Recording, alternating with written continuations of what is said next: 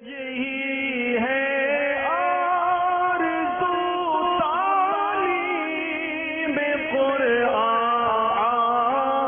میں ہو جائے، تلاوت کرنا صبح و شام، تلاوت کرنا صبح و شام، میرا کام ہو جائے۔ الحمدللہ رب العالمین، والصلاة والسلام على سید الانبیاء والمرسلین، اما بعد فاعوذ باللہ من الشیطان الرجیم، بسم اللہ الرحمن الرحیم، الصلاة والسلام علیک یا رسول اللہ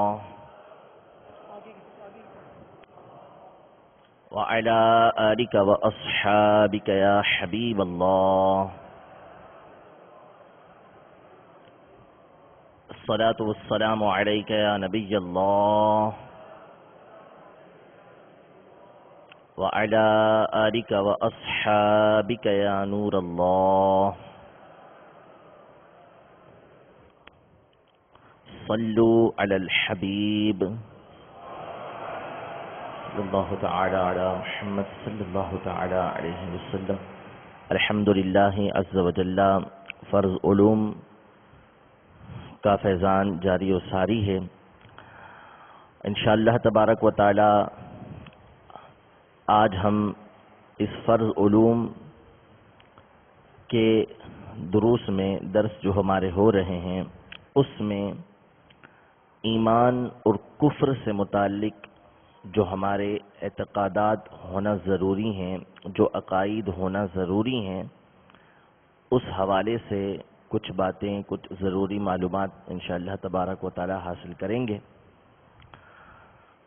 یہ یاد رکھیے کہ جتنے بھی ہم نے اسباق پڑھے ہیں یا جو بھی ہم پڑھیں گے، ان سب کا بنیادی مقصد یہ ہے کہ ہمارا ایمان سلامت رہے، ہمارے ایمان کے اندر کوئی خرابی پیدا نہ ہو، اور ایمان کی سلامتی ہماری تا دم موت رہے، اور موت کے جب ہمارا انتقال ہو، اس دنیا سے جائیں تو اپنے ایمان کو سلامت لے کر جائیں۔ تو جتنی بھی باتیں ہم نے پچھلی سنی ہیں، کیونکہ ہمارے اعمال کے درست کرنے کا مقصد ہی یہ ہے کہ اعمال کی خرابی کی وجہ سے کہیں ایسا نہ ہو کہ موت کے وقت ہمارا ایمان برباد ہو جائے۔ جتنے عقیدے ہم نے پیچھے سنے اس میں ہمارا مقصد یہ تھا کہ ہمارے ایمان کے اندر کوئی خرابی پیدا نہ ہو۔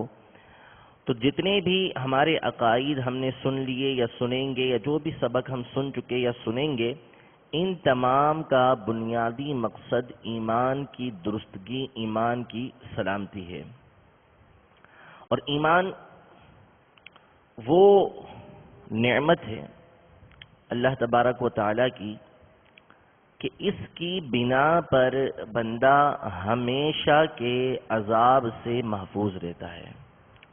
ایمان سلامت ہے تو بندہ ہمیشگی کے عذاب سے محفوظ ہو جائے گا۔ یعنی اگر اس دنیا سے اللہ تبارک و تعالی کے فضل و کرم سے ایمان کو سلامت لے کر بندہ چلا گیا، اب اگر اس نے اعمال برے کیے ہیں، بد اعمال کیے ہیں، اور اللہ تبارک و تعالی نے اپنی مشیت سے اس پر عذاب دیا، اور بندہ اللہ تبارک و تعالی کے عذاب میں مبتلا ہوا، لیکن اس کا ایمان سلامت ہے، تو اب یہ عذاب وقت مقررہ کے بعد ختم ہو جائے گا۔ یعنی اس پر سے اس عذاب کو ہٹا لیا جائے گا، یا تو قبر سے ہی اس پر وہ عذاب اٹھا لیا جائے گا، یا قبر سے جب وہ اٹھے گا اس وقت اس کا عذاب ختم ہو چکا ہوگا، یا جہنم میں جتنی مدت اس کے لیے مقرر کی گئی اس میں رہے گا، لیکن بالآخر جس کا ایمان سلامت ہے وہ جہنم سے نکال کر جنت کے اندر داخل کر دیا جائے گا۔ تو ایمان وہ نعمت ہے کہ جس کی وجہ سے بندہ ہمیشگی کے عذاب سے، یعنی ہمیشہ کا جو عذاب ملے گا اس سے محفوظ ہو جاتا ہے۔ قرآن مجید فرقان حمید میں اللہ تبارک و تعالی نے کئی مقامات پر ایمان کی اہمیت اور مسلمانوں کو اس کی ترغیب دی ہے۔ چنانچہ ارشاد فرمایا والذین آمنوا وعملوا الصالحات اولئک اصحاب الجنہ ہم فیہا خالدون، کہ وہ لوگ جو ایمان لائے اور نیک اعمال کیے یہ جنتی ہیں اور اس جنت میں ہمیشہ ہمیشہ رہیں گے۔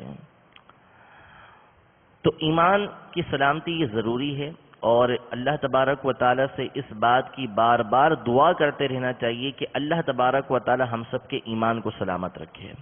اور اعلیٰ حضرت نے علماء کے حوالے سے اس بات کو بھی نقل کیا ہے کہ جس کو اس دنیا میں اپنے ایمان کی حفاظت کی فکر نہیں ہوتی، اندیشہ ہے کہ موت کے وقت اس کا ایمان چھین لیا جائے۔ تو میٹھے میٹھے اسلامی بھائیوں، ایمان کی حفاظت اور ایمان کی فکر پیدا کرنے کے لیے امیر اہل سنت، امیر دعوت اسلامی حضرت علامہ مولانا الیاس ستار قادری دامت برکاتہم العالیہ کا رسالہ برے خاتمے کے اسباب، اس کا وقتاً فوقتاً مطالعہ کرتے رہنا چاہیے کہ اس میں وہ اسباب بھی ذکر کیے گئے کہ جس کی وجہ سے ایمان ضائع ہو جاتا ہے، ایمان کے ضائع ہونے کا اندیشہ ہوتا ہے کہ موت کے وقت اس کا ایمان چھین لیا جائے، اور کس کس طریقے سے ایمان چھینا گیا، کیسے کیسے نیک لوگ جو ہے وہ موت کے وقت اپنے ایمان سے محفوظ ہو گئے، کہ تمام باتیں اس کے اندر ذکر کی گئی ہیں۔ ایمان کی اس اہمیت کے بعد ضروری ہے کہ ہم جان لیں کہ ایمان کہتے کس کو ہیں۔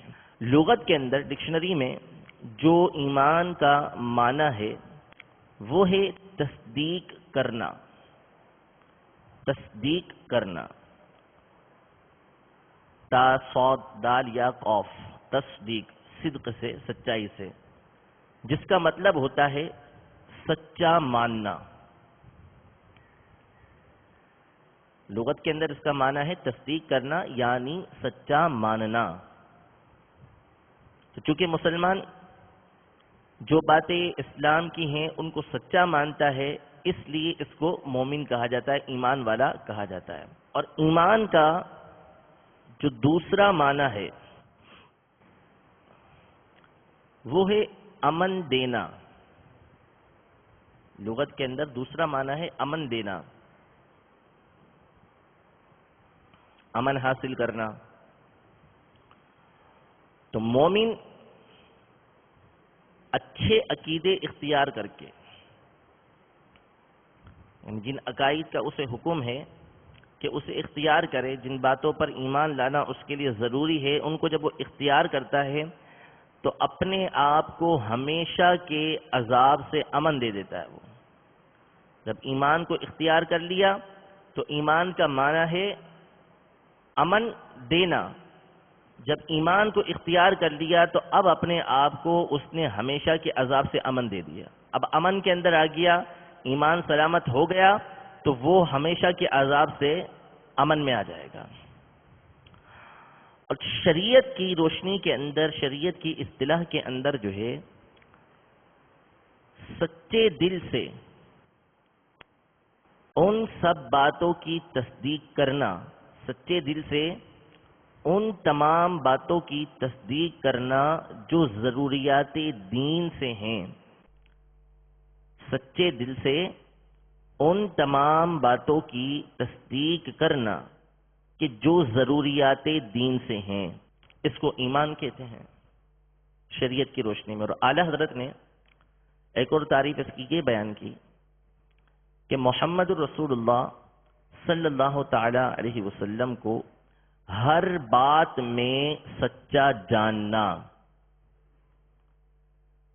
نبی کریم صلی اللہ تعالی علیہ وآلہ وسلم کو ہر بات میں سچا جاننا، حضور کی حقانیت کو، حضور کے حق ہونے کو صدق دل سے ماننا ایمان ہے۔ جو اس کا مقر ہے یعنی اقرار کرنے والا ہے اسے مسلمان جانیں گے، یعنی جو اس بات کو مانتا ہے کہ حضور حق ہیں، جو کچھ اپنے رب کی طرف سے لے کر آئے اس کی وہ تصدیق کرتا ہے، حضور جتنی باتیں لے کر آئے ہیں وہ سب سچ ہیں اور حضور حق ہیں، جو اس بات کو مانے وہ مسلمان ہے۔ البتہ اگر اس کے کسی قول یعنی کسی بات یا کسی فعل یعنی کسی کام سے یا کسی بھی حالت میں اللہ اور اس کے رسول کا انکار یا ان کو جھوٹا قرار دینا نہ پایا جائے، اگر کسی نے حضور صلی اللہ علیہ وسلم کو سچا جانا، جتنی باتیں حضور لے کر آئے سب کو سچا جانتا ہے، لیکن اپنی کسی بات سے نعوذ باللہ حضور کی توہین کرتا ہے، اللہ کی توہین کرتا ہے، یا کسی بات کو جھٹلاتا ہے، یا حضور کے کسی بات کا انکار کرتا ہے، تو اس صورت میں وہ دائرہ اسلام سے خارج قرار پائے گا، اس کو مسلمان نہیں کہیں گے۔ یہاں تین باتیں ایمان سے متعلق سمجھ لیجئے کہ تین چیزیں ہیں۔ ایک ہے دل سے تصدیق کرنا، ایمان میں دل سے تصدیق کرنا۔ نمبر دو، زبان سے اقرار کرنا، کلمہ پڑھنا یا اپنے آپ کو مسلمان کہنا، مسلمان کہنے کا اعلان کرنا۔ اور تیسرا ہے کہ جو کام اس پر لازم قرار دیے گئے ان کو کرنا، جیسے نماز پڑھنا، روزہ رکھنا۔ نمبر ایک تصدیق کرنا یعنی دل سے سچا ماننا۔ نمبر دو زبان سے اقرار کرنا۔ نمبر تین اعمال، جیسے نماز پڑھنا، روزہ رکھنا، زکوٰۃ دینا، حج کرنا، یہ سارے اعمال کہلاتے ہیں۔ تو جو اصل ایمان ہے، اصل ایمان یہ دل کی تصدیق ہے، اصل ایمان دل کی تصدیق ہے۔ کوئی کافر ہے، اس نے دل سے اللہ تبارک و تعالیٰ کی وحدانیت کو مانا، اللہ کے واحد ہونے کو مانا، نبی کریم صلی اللہ علیہ وسلم کے آخری رسول ہونے کو مانا، دین اسلام کے حق ہونے کو مان لیا، دل سے مان لیا، اقرار دل میں اس نے اس بات کی تصدیق کر دی، تو یہ اصل ایمان ہے۔ زبان سے اقرار، اس کی دو صورتیں ہیں۔ پہلے اولاً اس کی دو صورتیں بنیں گی، دو کنڈیشن بنیں گی اس کی، کہ جیسے کوئی کافر ہے، وہ ایمان لے کر آیا، دل سے اس نے تمام اسلامی باتوں کی، ضروریات دین کی تصدیق کر دی کہ اسلام میں جو کچھ ہے وہ حق ہے، یہ اس نے مان لیا دل سے۔ اب ایمان قبول کرنے کے بعد اسے زبان سے ایمان کے اظہار کا موقع ملا یا نہیں؟ دو باتیں ہیں کہ دل سے تصدیق کرنے کے بعد اسے زبان سے اس ایمان کے اقرار کرنے کا، اظہار کرنے کا موقع ملا یا نہیں۔ کوئی مسلمان ہوا اور اس کو اسلام کے اظہار کا موقع ہی نہیں ملا، تو وہ اللہ تبارک و تعالیٰ کے نزدیک مومن ہے، ایمان والا ہے۔ جس کو ایمان لانے کے بعد زبان سے اقرار کا موقع ہی نہیں ملا، ایمان لایا، اس کا انتقال ہو گیا، تو اس صورت میں وہ اللہ تبارک و تعالیٰ کے نزدیک مومن، مسلمان قرار پائے گا۔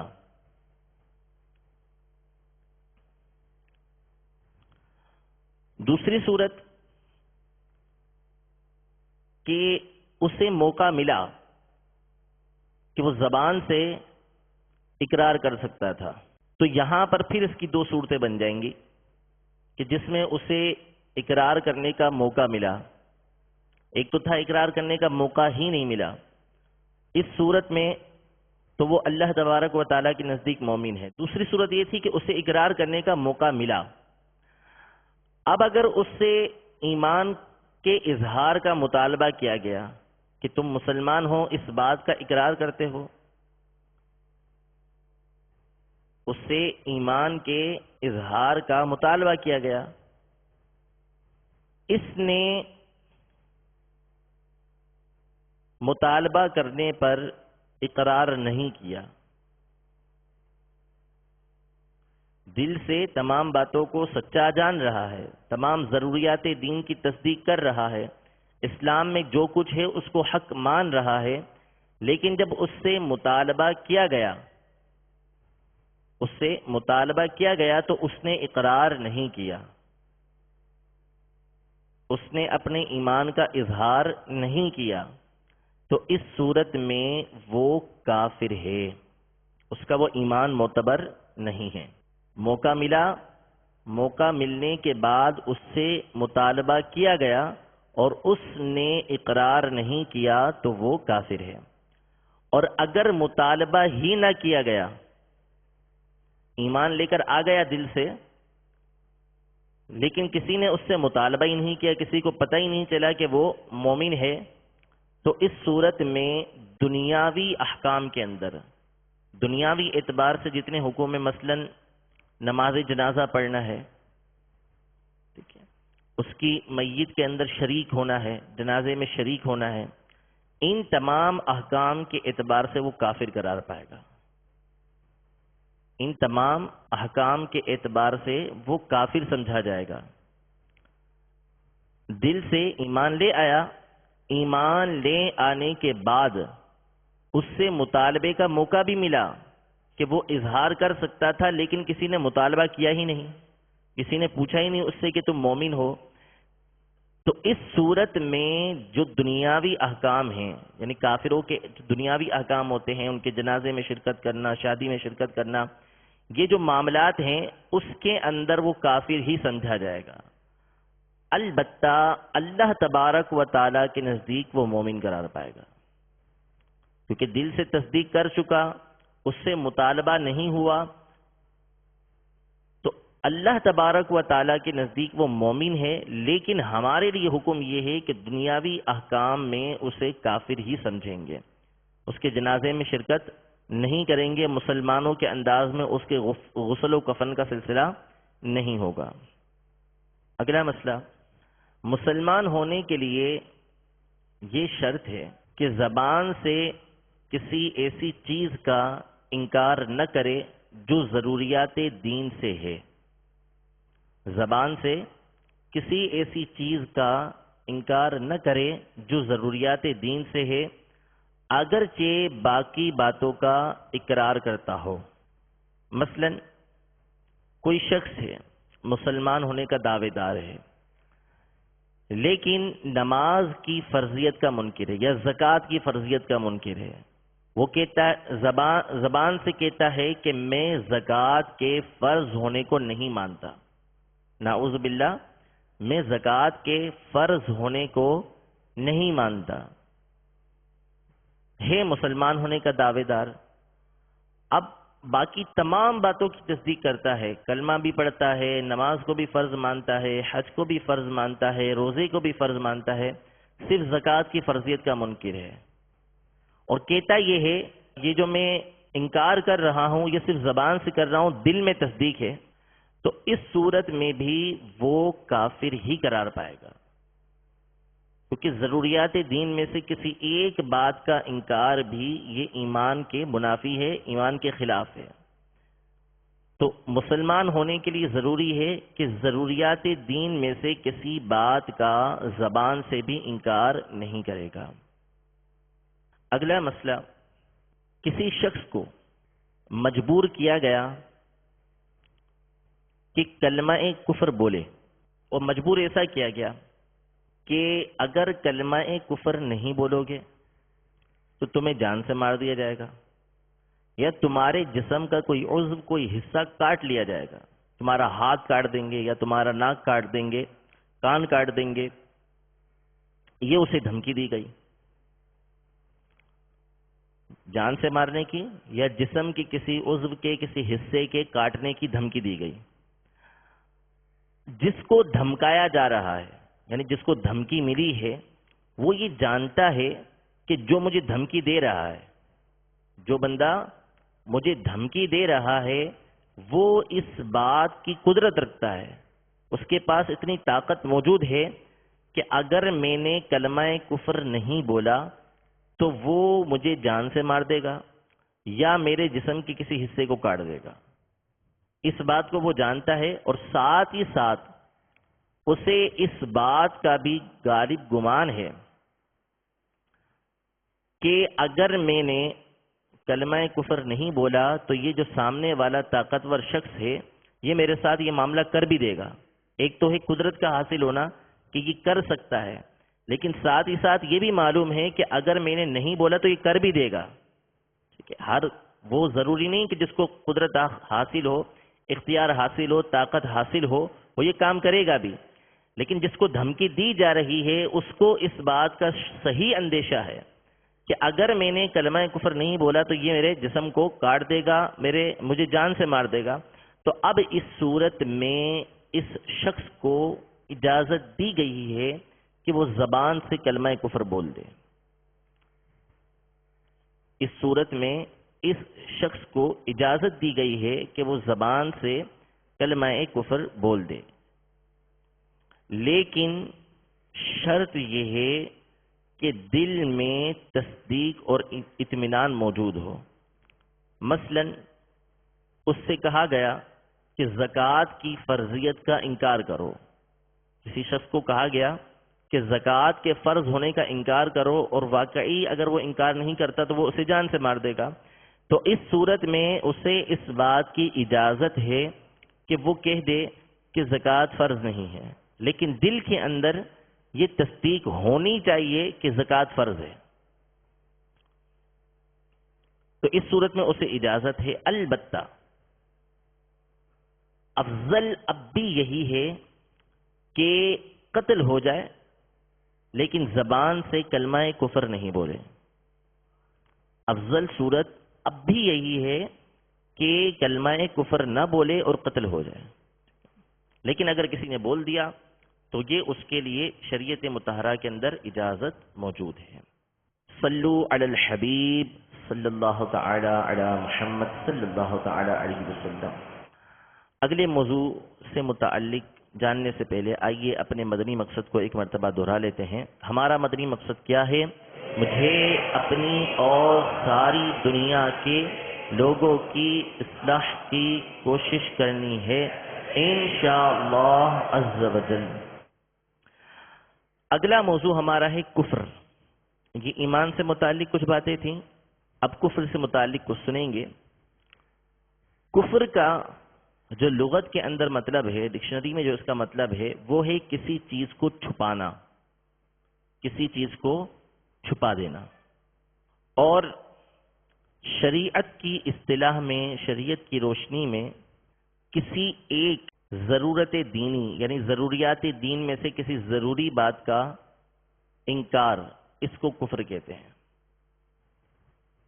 کسی ایک ضرورت دینی کے انکار کو کفر کہتے ہیں، اگرچہ باقی تمام ضروریات دین کی تصدیق کرتا ہو. اور کفر وہ بد بلا ہے کہ جس کی وجہ سے انسان ہمیشگی کے عذاب کے اندر مبتلا ہو جاتا ہے. یعنی کتنا ہی نیکوکار ہے، کتنا ہی پرہیزگار ہے، دنیا کے اندر کتنے ہی اچھے اعمال وہ کرتا رہا، لیکن جس وقت اس کا ایمان سلامت نہیں رہا تو اس صورت میں جتنے بھی اس کے اعمال ہیں وہ تباہ و برباد ہو جائیں گے. اس کے کوئی عمل اس کو کوئی فائدہ نہیں دے گا. قرآن مجید فرقان حمید میں اللہ تبارک و تعالی نے اس بات کو جا بجا مقامات پر بیان کیا ہے کہ کفار کے اعمال کا کیا حال ہوگا. چنانچہ سورہ ابراہیم کی آیت نمبر 18 میں اللہ تبارک و تعالی ارشاد فرماتا ہے: مثل الذین کفروا بربهم اعمالهم کرماد اشتدت به الريح في يوم عاصف لا يقدرون مما كسبوا على شيء ذلك هو الضلال البعید. ترجمہ کنز ایمان.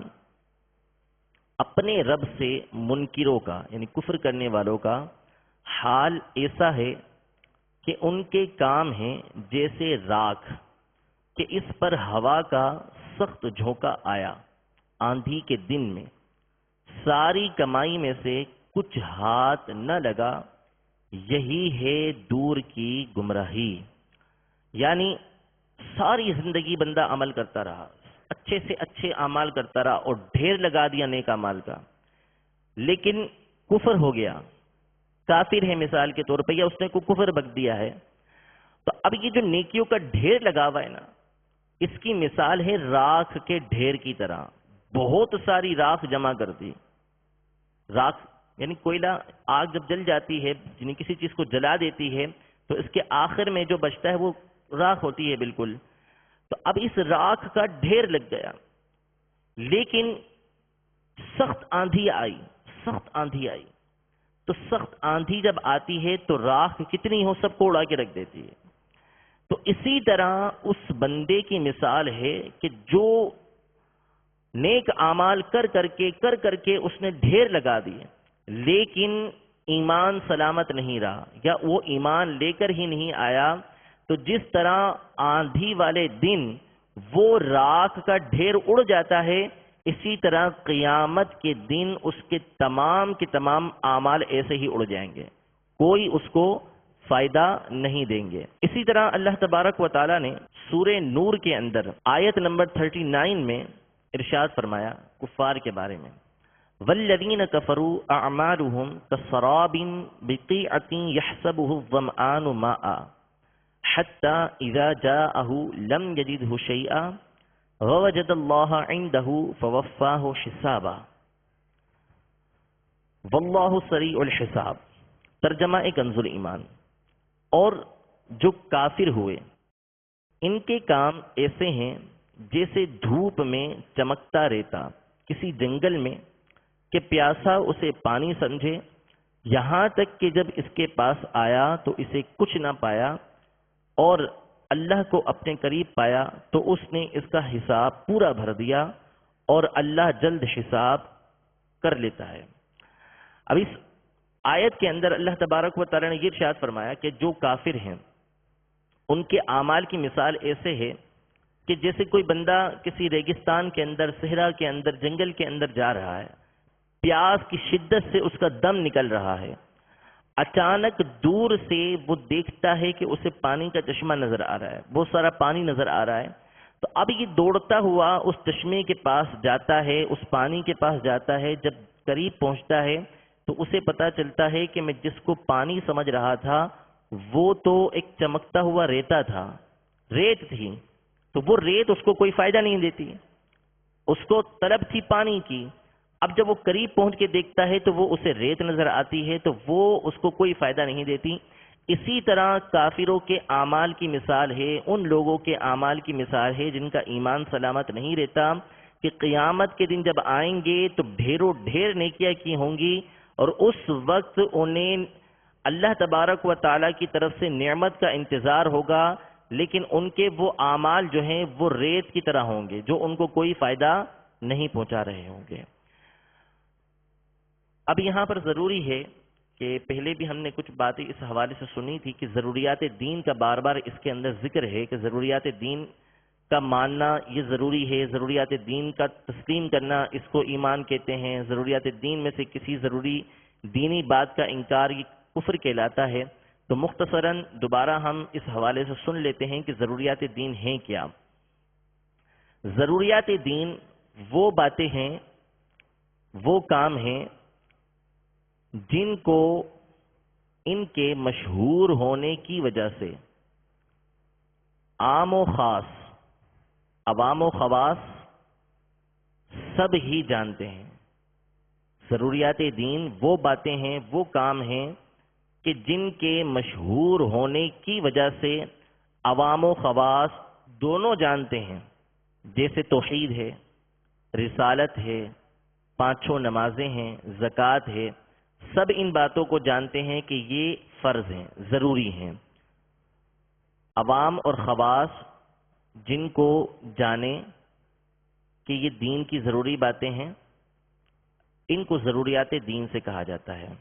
عوام سے مراد یہاں پر وہ لوگ ہیں، خواص سے مراد تو علماء ہیں، عوام سے مراد وہ ہیں کہ جو علماء کی صحبت میں حاضر رہتے ہیں، علماء سے میل جول رکھتے ہیں، معلومات حاصل کرتے رہتے ہیں، وہ عوام مراد ہیں۔ وہ نہیں کہ جو جنگلوں کے اندر، پہاڑوں کے اندر، دور ایسے مقامات پر رہ رہے ہیں جن کو دین کی باتوں کا علم ہی نہیں ہے، تو ایسے لوگوں کا نہ جاننا، مثال کے طور پہ اگر کوئی بہت دور کسی علاقے میں رہتا ہے، اسے معلوم ہی نہیں کہ زکوٰۃ فرض ہے، اسے معلوم ہی نہیں ہے کہ نماز فرض ہے، یا اسے یہ معلوم ہی نہیں ہے کہ روزہ فرض ہے، تو یہ بات اس کا نہ جاننا، اس کی وجہ سے یہ بات ضروریات دین سے ختم نہیں ہو جائے گی، کیونکہ جو عوام شہروں کے اندر ہے یا ایسے علاقوں میں ہے کہ علماء سے ان کا میل جول رہتا ہے، یہاں پہ مراد وہ عوام ہے، تو ایسے عوام کا جاننا ضروری ہے کہ جو علماء سے میل جول رکھتے ہیں، علماء کی بارگاہ میں حاضر ہوتے رہتے ہیں۔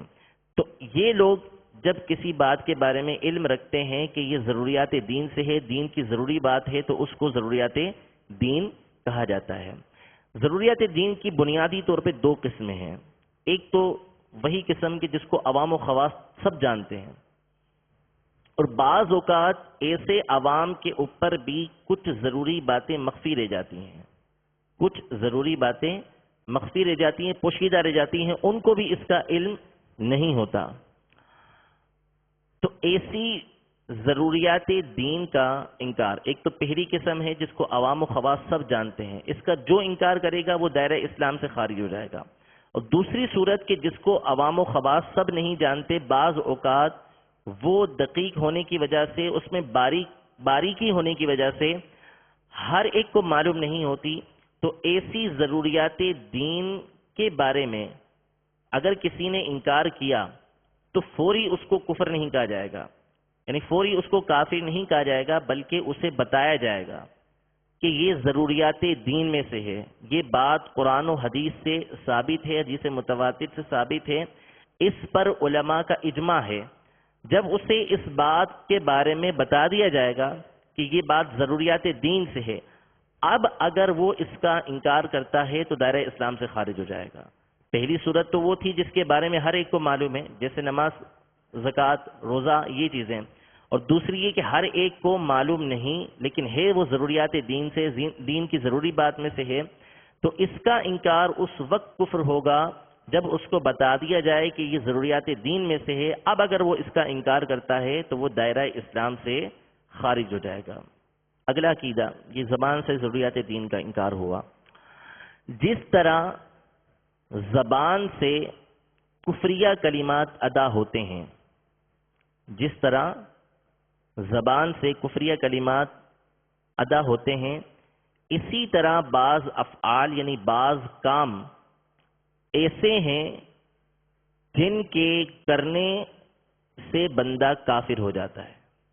جس طرح زبان سے کفریہ کلمات ادا ہوتے ہیں، اسی طرح بعض افعال ایسے ہیں جن کے کرنے سے بندہ کافر ہو جاتا ہے، جیسے کسی بت یا چاند سورج کو سجدہ کرنا، کسی بت یا چاند سورج کو سجدہ کرنا، کہ جو یہ کام کرے گا وہ مسلمان نہیں رہے گا، وہ دائرہ اسلام سے خارج ہو جائے گا، اگرچہ کہ وہ زبان سے کہتا ہو کہ میں مسلمان ہوں۔ تو اسلام اس بات کی اجازت نہیں دیتا کسی بت یا سورج یا چاند کو سجدہ کرنا یا کسی نبی کی توہین کرنا یا قرآن پاک یا کعبہ معظمہ کی توہین کرنا۔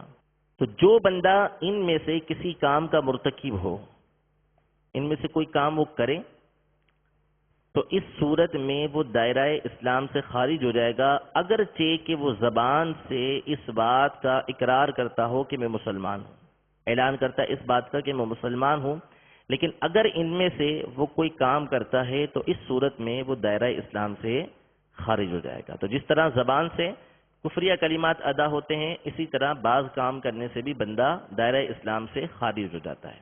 اگلا مسئلہ، مسلمان کو مسلمان اور کافر کو کافر جاننا ضروریات دین سے ہے۔ جو مسلمان ہے اس کو مسلمان سمجھنا اور جو کافر ہے اسے کافر سمجھنا، یہ ضروریات دین سے ہے۔ اگر کوئی کسی کافر کو مسلمان سمجھتا ہے یا کسی مسلمان کو کافر سمجھتا ہے تو وہ ضروریات دین کا انکار کرنے والا ہے۔ البتہ کسی خاص شخص کے بارے میں، کسی خاص شخص کے بارے میں ہم یقین کے ساتھ نہیں کہہ سکتے. کسی خاص شخص کے بارے میں ہم یقین کے ساتھ نہیں کہہ سکتے کہ اس کا خاتمہ ایمان پر ہوا یا معاذ اللہ کفر پر ہوا. کسی کے بارے میں سوائے انبیاء اور جن کے بارے میں بتا دیا گیا صحابہ کرام کہ ان کا خاتمہ ایمان پر ہوا، تو باقی کسی شخص کے بارے میں یقین کے ساتھ نہیں کہہ سکتے کہ ان کا خاتمہ ایمان پر ہوا، یا معاذ اللہ کسی کے بارے میں یہ کہنا کہ اس کا خاتمہ کفر پر ہوا. یعنی کوئی کافر ہے مر گیا تو یقین کے ساتھ نہیں کہا جا سکتا کہ اس کا خاتمہ کفر پر ہی ہوا. البتہ جو مسلمان مرا ہے، یعنی مسلمان تھا وہ اور مسلمانوں والے ہی وہ کام کر رہا تھا، اب اس کا انتقال ہو گیا تو ہم اس کو مسلمان ہی کہیں گے کہ وہ مسلمان ہی مرا. یہ نہیں کہ نعوذ باللہ اس کا مطلب یہ ہوا کہ اس کے بارے میں ہم یہ اعتقاد رکھیں کہ وہ کفر پر مرا. ہم اسے مسلمان ہی جانیں گے، اور جتنے بھی کام ہیں مسلمانوں والے، جتنے بھی کام ہیں، اس کو غسل دینا، اس کو کفن دینا، اس کا جنازہ پڑھنا، تعزیت وغیرہ کرنا، مسلمانوں کے قبرستان میں اس کو دفنانا، یہ تمام کے تمام معاملات ہم اس کے ساتھ کریں گے. ٹھیک ہے. یقین کے ساتھ نہیں کہا جا سکتا کہ یہ ایمان کی سلامتی کے ساتھ دنیا سے گیا، لیکن جتنے بھی معاملات ہیں وہ تمام کے تمام ہم نے اس کے ساتھ مسلمانوں والے ہی کرنے ہیں. اسی طرح کوئی شخص کافر تھا اور کفر پر مرا تو ہم یہ یقین کے ساتھ نہیں کہہ سکتے کہ یہ کافر ہی مرا ہے، لیکن جتنے بھی کافروں والے معاملات ہیں ہم نے اس کے ساتھ وہی کرنے ہیں. یہ نہیں کہ جب اس کے بارے میں ہمیں علم نہیں ہے تو ہم اس کے ساتھ مسلمانوں والے معاملات کرنے لگے، بلکہ جتنے بھی کافروں والے معاملات ہیں وہ اس کے ساتھ کریں گے. اس کو کفن نہیں دیا جائے گا، اس کو مسلمانوں کی قبرستان میں دفن نہیں کیا جائے گا، اس کی نماز جنازہ نہیں پڑھی جائے گی. تو مسلمان کو مسلمان جاننا اور کافر کو کافر جاننا یہ ضروریات دین میں سے ہے. کسی کے بارے میں یقین کے ساتھ نہیں کہا جا سکتا کہ یہ دنیا سے ایمان کے ساتھ گیا یا کفر پر گیا، نعوذ باللہ. لیکن جو مسلمان تھا اس کے ساتھ مسلمانوں والے معاملات رکھیں گے، اس کو مسلمان ہی خیال کریں گے، اور جو کافر تھا اس کے ساتھ کفر والے معاملات ہی کریں گے اور اس کو کافر ہی خیال کریں گے. اگلا مسئلہ، کسی سنی صحیح العقیدہ کو کافر کہنا. کسی سنی صحیح العقیدہ کو کافر کہنا. اگر کوئی کسی مسلمان کو کافر کہتا ہے تو اسے دنیاوی اعتبار سے تو سزا دی جائے گی، تعزیر کی جائے گی، قاضی اسے کوڑے لگائے گا. اور اگر اسے کافر، جس کو کافر کہا ہے، تو جس نے کافر کہا، زید نے بکر کو کافر کہا تو زید کو دنیاوی اعتبار سے تو سزا ملے گی. اب زید خود کافر ہوگا یا نہیں جس نے بکر کو کافر کہا ہے؟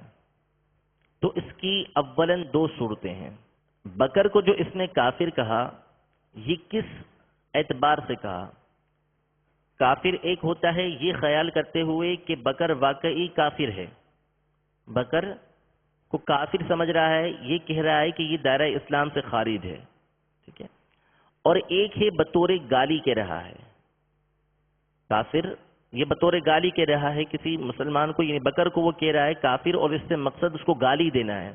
یہ خیال نہیں کر رہا کہ یہ دائرہ اسلام سے خارج ہے. اگر تو وہ بطور گالی کہہ رہا ہے تو اس صورت میں زید بھی مسلمان ہی رہے گا، زید بھی مسلمان ہی رہے گا. لیکن اگر وہ بکر کو کافر سمجھ کر کافر کہہ رہا ہے، وہ یہ خیال کر رہا ہے کہ یہ بکر کافر ہے، اس کو کافر میں کہہ رہا ہوں، تو اس سے مقصد اس کو کافر ہی کہنا ہے، گالی دینا نہیں بلکہ اس کو کافر قرار دینا ہے. تو اب اس کی دو صورتیں ہیں. بکر کو اس نے کافر کہا اور کافر ہی خیال کر کے کافر کہہ رہا ہے. تو اس کی دو صورتیں ہیں کہ واقعی بکر کے اندر کوئی کفریہ بات پائی جاتی ہے، بکر کے اندر کوئی کفریہ بات پائی جاتی ہے.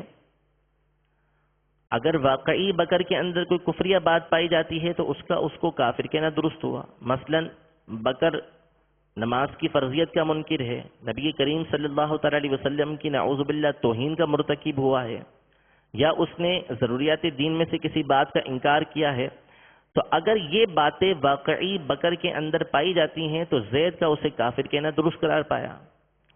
اور اگر بکر کے اندر کوئی ایسی بات نہیں ہے، اس کے باوجود زید اس کو کافر کہتا ہے، تو اب زید خود دائرہ اسلام سے خارج ہو جائے گا. تو اولاً دو صورتیں ہوئیں کہ بطور گالی کہا یا بطور کافر سمجھ کے کہا. اگر بطور گالی کہا تو اس صورت میں دنیاوی اعتبار سے تو اسے سزا ملے گی، لیکن وہ خود کافر نہیں ہوگا. اور اگر کافر سمجھ کے کہا تو جس کو کافر کہا ہے اس میں کوئی کفریہ بات پائی بھی جاتی ہے یا نہیں؟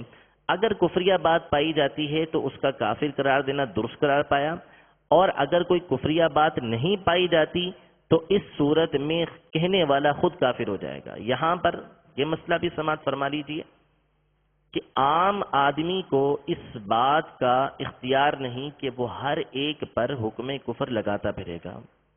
ہاں، جو دین کی بالکل واضح باتیں ہیں یا مستند علماء سے اس نے سن رکھا ہے، اچھی طریقے سے سمجھ رکھا ہے، اسے یاد ہے کہ یہ کفریہ بات ہے اور اس کے کہنے سے بندہ دائرہ اسلام سے خارج ہو جاتا. جیسے بار بار مثال آ رہی ہے، نماز کی فرضیت کو نہیں مانتا، زکوٰۃ کی فرضیت کو نہیں مانتا.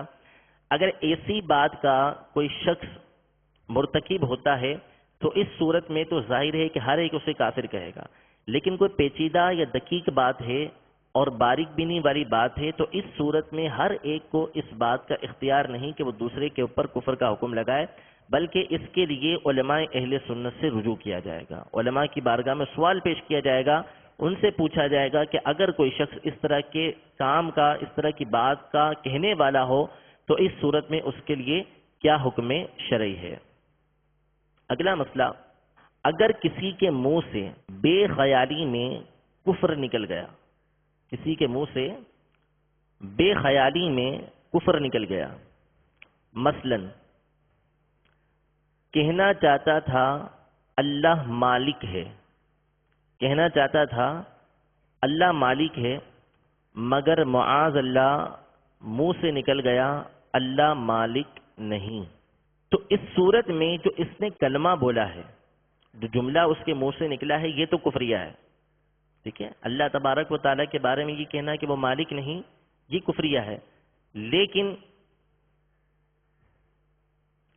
اس قائل کو، کہنے والے کو کافر نہیں کہیں گے جبکہ اس کی حالت اس کلمے کے خلاف ہو. یعنی واضح ہو کہ یہ اللہ تبارک و تعالیٰ کو مالک مانتا ہے لیکن اس کے منہ سے یہ جملہ نکل گیا ہے، تو اس صورت میں اس کو کافر نہیں کہیں گے. ہاں، اگر وہ اپنی بات پہ اڑ گیا، وہ اس بات پر اڑ گیا کہ میں اللہ تبارک و تعالیٰ کو مالک نہیں مانتا، یا دوسرا کوئی منہ سے جو اس کے جملہ نکلا تھا کفریہ، وہ نکلا بے خیالی میں تھا، لیکن اب اپنی انانیت کی وجہ سے، اکڑ پن کی وجہ سے وہ اس پر اڑ گیا اور کہتا ہے کہ یہ جملہ صحیح ہے، تو اب وہ دائرہ اسلام سے خارج ہو جائے گا. تو بے خیالی سے منہ سے جو کلمہ کفر نکلا ہے، وہ کلمہ تو ہر صورت میں کفر ہے، لیکن قائل اس صورت میں کافر قرار پائے گا کہ جب اس کلمے پہ اڑ جائے اور اس کلمے سے اس کی نفرت کا اظہار نہ ہوتا ہو. یعنی واضح ہو کہ یہ کلمہ جو اس نے بولا ہے اس کا یہ عقیدہ نہیں ہے، تو اس صورت میں وہ کافر نہیں قرار پائے گا. اور اگر واقعی اس کو اپنا عقیدہ قرار بنا لیتا ہے، اس پر اڑ جاتا ہے، تو اب وہ بھی کافر ہو جائے گا. اگلا جو بیان ہے ہمارا یہ کفر ہی سے متعلق، وہ ہے مرتد کا بیان. بعض مرتد کہتے ہیں، تو صحیح جو لفظ ہے وہ مرتد ہے. مرتد وہ ہوتا ہے جو کلمہ گو ہو، یعنی مسلمان ہونے کا اقرار کرنے والا ہو لیکن اس کے باوجود کفر کرے. مرتد وہ کہ کلمہ گو ہو کر کفر کرے، مسلمان ہونے کا دعوے دار ہو کر کفر کرے، اس کو مرتد کہا جاتا ہے. مرتد کی دو قسمیں ہیں، مرتد مجاہر، میم جیم الف ہا اور را، مجاہر. اور دوسری قسم ہے مرتد منافق. مرتد مجاہر اور دوسری قسم ہے مرتد منافق. مرتد مجاہر، مجاہر کا مطلب اعلانیہ. مرتد مجاہر وہ ہوتا ہے کہ پہلے مسلمان تھا، پھر اعلانیہ اسلام سے پھر گیا. پہلے مسلمان تھا، پھر اپنے اسلام کو اس نے ترک کر دیا، اسلام کو چھوڑ دیا. اس کے بعد چاہے وہ دہریہ ہو گیا، چاہے مشرک ہو گیا، چاہے مجوسی ہو گیا، یا کچھ اور اس نے مذہب اختیار کر لیا، تو اس کو مرتد مجاہر کہتے ہیں. یعنی اس نے سرے سے انکار کر دیا اسلام کا، اور دوسرا دین اس نے قبول کر لیا، کہ کوئی دین اس نے قبول نہیں کیا لیکن اسلام کو اس نے چھوڑ دیا. تو اس صورت میں اس کو مرتد مجاہر کہا جاتا ہے. اور مرتد منافق وہ ہوتا ہے کہ کلمہ اسلام اب بھی پڑھتا ہے، اپنے آپ کو مسلمان اب بھی کہتا ہے، پھر بھی اللہ تبارک و تعالی یا کسی نبی کی توہین کرتا ہے. مسلمان کہلانے کے باوجود اللہ تبارک و تعالی یا کسی نبی کی توہین کرتا ہے، یا ضروریات دین میں سے کسی بات کا انکار کرتا ہے. اس کو کہتے ہیں مرتد منافق. اور نعوذ باللہ مرتد جو ہے یہ وہ شخص ہے کہ جس کے تمام اعمال تباہ و برباد ہو جاتے ہیں. جو اسلام لے کر آیا اور مرتد ہو گیا تو جتنے اس نے اعمال کیے تمام کے تمام اس کے اعمال تباہ و برباد ہو جاتے ہیں.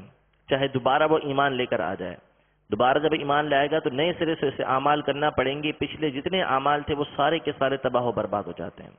سورۃ البقرہ کی آیت نمبر 217 میں اللہ تبارک و تعالی ارشاد فرماتا ہے، وَمَن يَرْتَدِدْ مِنْكُمْ عَنْ دِينِهِ فَيَمُتْ وَهُوَ كَافِرٌ فَأُولَٰئِكَ حَبِطَتْ أَعْمَالُهُمْ فِي الدُّنْيَا وَالْآخِرَةِ وَأُولَٰئِكَ أَصْحَابُ النَّارِ هُمْ فِيهَا خَالِدُونَ. ترجمہ کنز ایمان. اور تم میں جو کوئی اپنے دین سے پھر کافر ہو کر مرے تو ان لوگوں کا کیا اکارت گیا دنیا اور آخرت میں، اور وہ دوزخ والے ہیں، انہیں اس میں ہمیشہ رہنا ہے.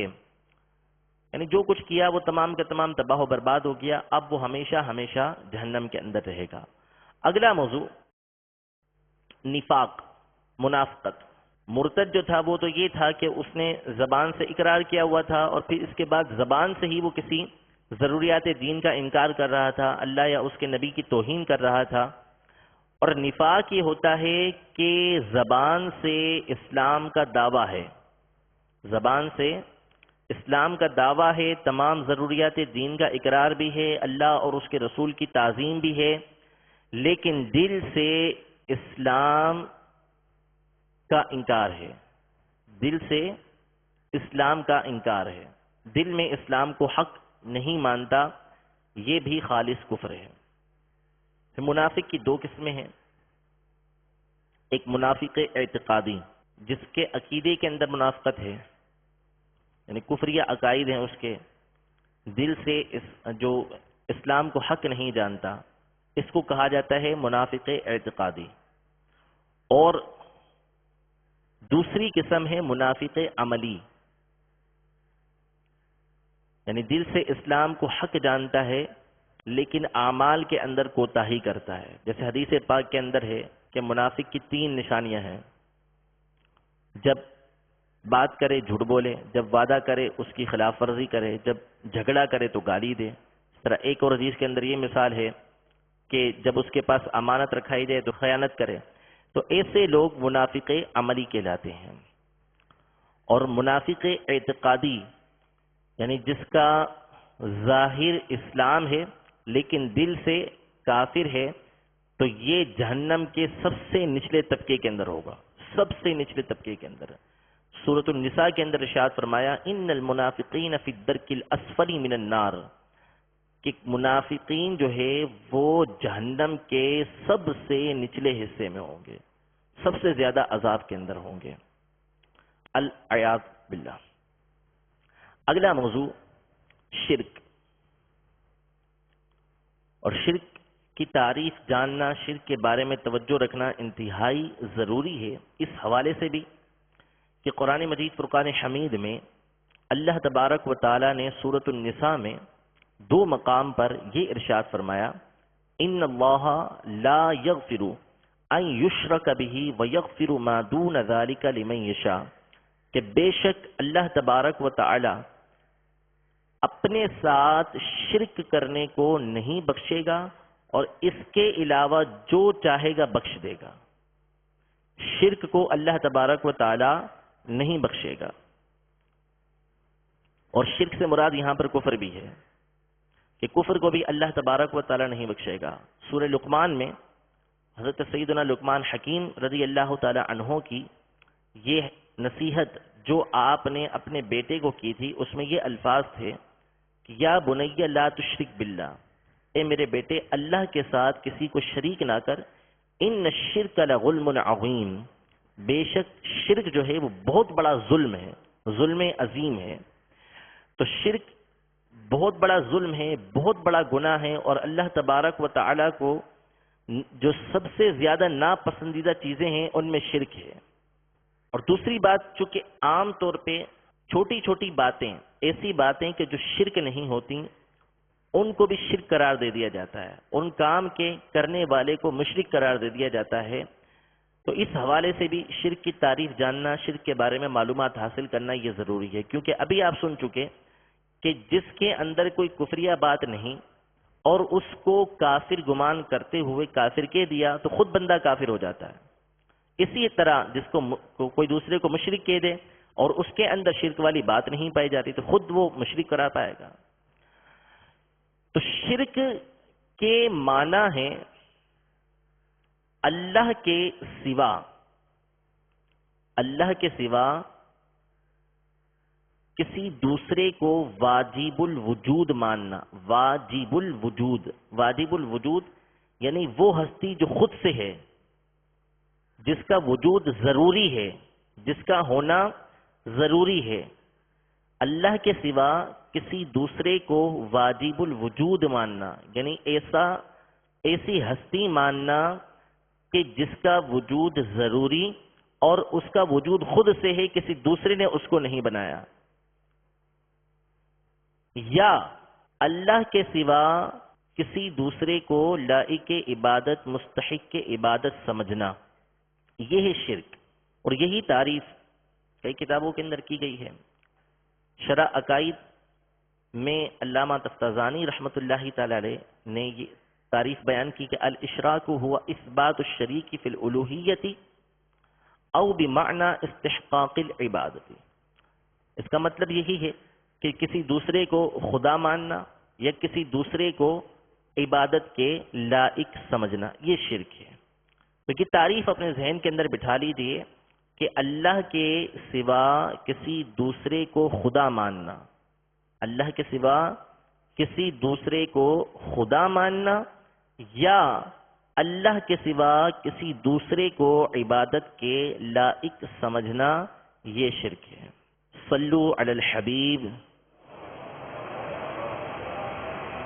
شیخ محقق عبدالحق محدث دہلوی رحمۃ اللہ تعالی علیہ فرماتے ہیں کہ شرک کی 3 قسمیں ہیں۔ شرک کی 3 قسمیں ہیں وجود میں، یعنی ہستی کے اندر، کسی ذات کے اندر، یعنی کسی ذات کو اللہ تبارک و تعالی کی مثل سمجھنا۔ دوسرا خالقیت کے اندر، یعنی کسی دوسرے کو یہ سمجھنا کہ وہ خالق ہے، وہ پیدا کرنے والا ہے۔ تیسرا ہے عبادت میں، یعنی کسی دوسری ذات کو عبادت کے لائق سمجھنا۔ اب اس تعریف کو ہم سامنے رکھیں اپنے کہ اللہ کے سوا کسی دوسرے کو عبادت کے لائق سمجھنا یا اللہ کے سوا کسی دوسری ہستی کو خدا سمجھنا۔ جب اس تعریف کو سامنے رکھ کر ہم اپنے معمولات کا جائزہ لیں گے تو ہمیں معلوم ہو جائے گا کہ جن باتوں کو عمومی طور پہ شرک کہا جاتا ہے وہ شرک ہوتا نہیں ہے۔ اس کی وضاحت سے پہلے میں ایک مثال کے ذریعے جو ہمارا عقیدہ بھی ہے اس کو میں بار بار بیان کرنا ضروری بھی سمجھتا ہوں، وہ ہے کسی دوسرے کے سامنے سجدہ کرنا۔ کسی دوسرے کے سامنے سجدہ کرنا.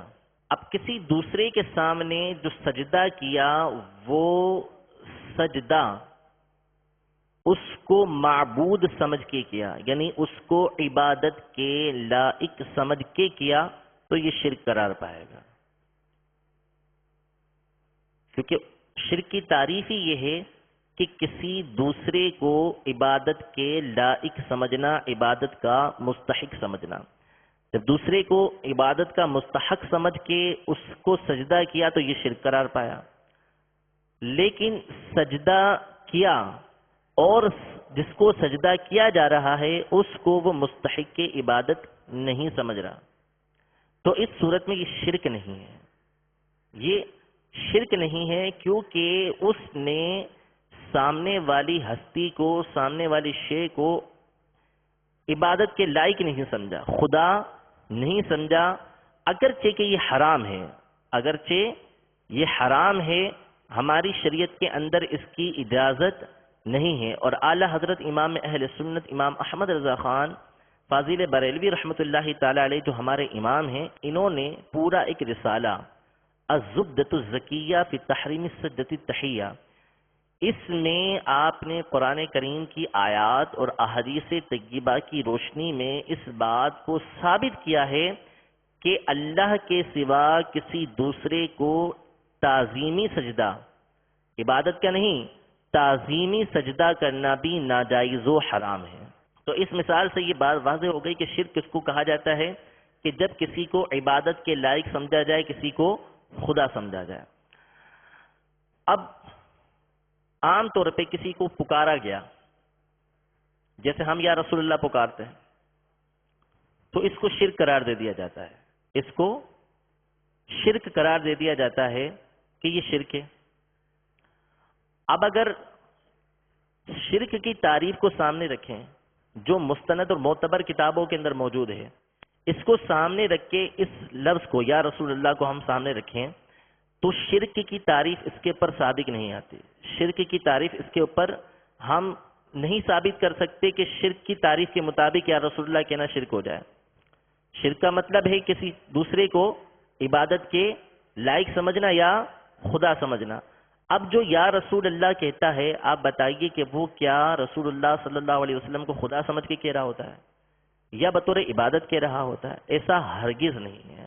اور یہ بات احادیث طیبہ سے ثابت ہے کہ صحابہ کرام علیہم رضوان نبی کریم صلی اللہ تعالی علیہ وسلم کو پکارتے تھے، آپ کے وسیلے سے اللہ کی بارگاہ میں دعا کیا کرتے تھے، اور خود نبی کریم صلی اللہ علیہ وسلم نے اس کی ترغیب دی. چنانچہ مشہور حدیث ہے جسے امام ترمذی، امام ابن ماجہ نے اپنی سنن میں، امام حاکم اور امام طبرانی نے اور امام ابن خزیمہ نے اپنی صحیح میں نقل کیا کہ حضرت سیدنا عثمان بن حنیف رضی اللہ تعالی عنہ سے روایت ہے کہ ایک نابینا شخص سرکار صلی اللہ علیہ وسلم کی خدمت میں حاضر ہوا اور عرض کی دعا کریں کہ اللہ عز و جل مجھے عافیت دے، یعنی مجھے آنکھیں عطا کر دے.